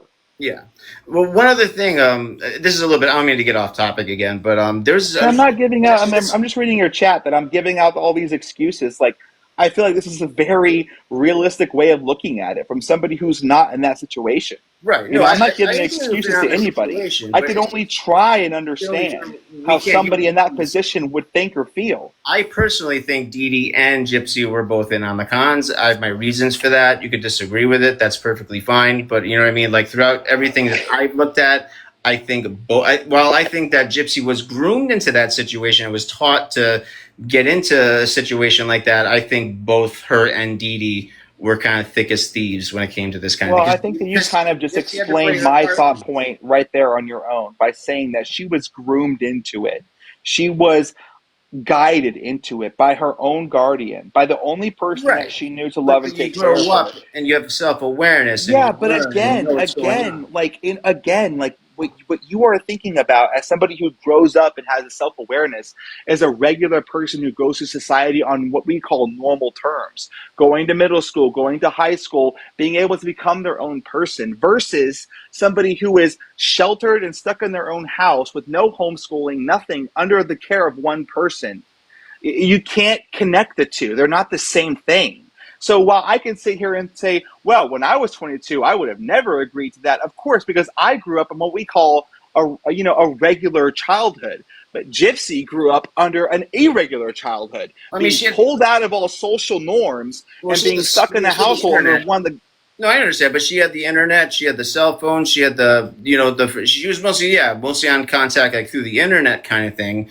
You know what I mean? It's hard to play two roles of being the sick girl that needed the treatments and had to play on the act. So she had access to a laptop, the internet. Does that not take her out of the household that she's still currently in? I mean, she's still sheltered under this household.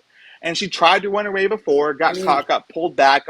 Whether or not you believe her stories that she told you or not. That's the part where it kind of, I don't know what to believe, because she herself has admitted that she's been a pathologist. She could tell a lie without a conscience. So it's, you know what I mean? It's like, for me, I understand you have the bias and you believe her, but it's just like, for sure. And I get where you're coming from too. I get your point, but I feel like what I'm saying is I can only try to understand somebody who had grown up under those pretenses, who was stuck in that household with no connection other than like going on her laptop to the outside. But that's not a real connection to the real world. Unfortunately, you know what I mean? Dee Dee side of the story, and then there's also neighbors, and that's just a part of the story. We are not able to hear Dee Dee's side of the story. One quick question I keep seeing in the comments really quick is, what do you think about when Gypsy sent Ryan pictures of Aurora and also, I guess, glamour shots of herself?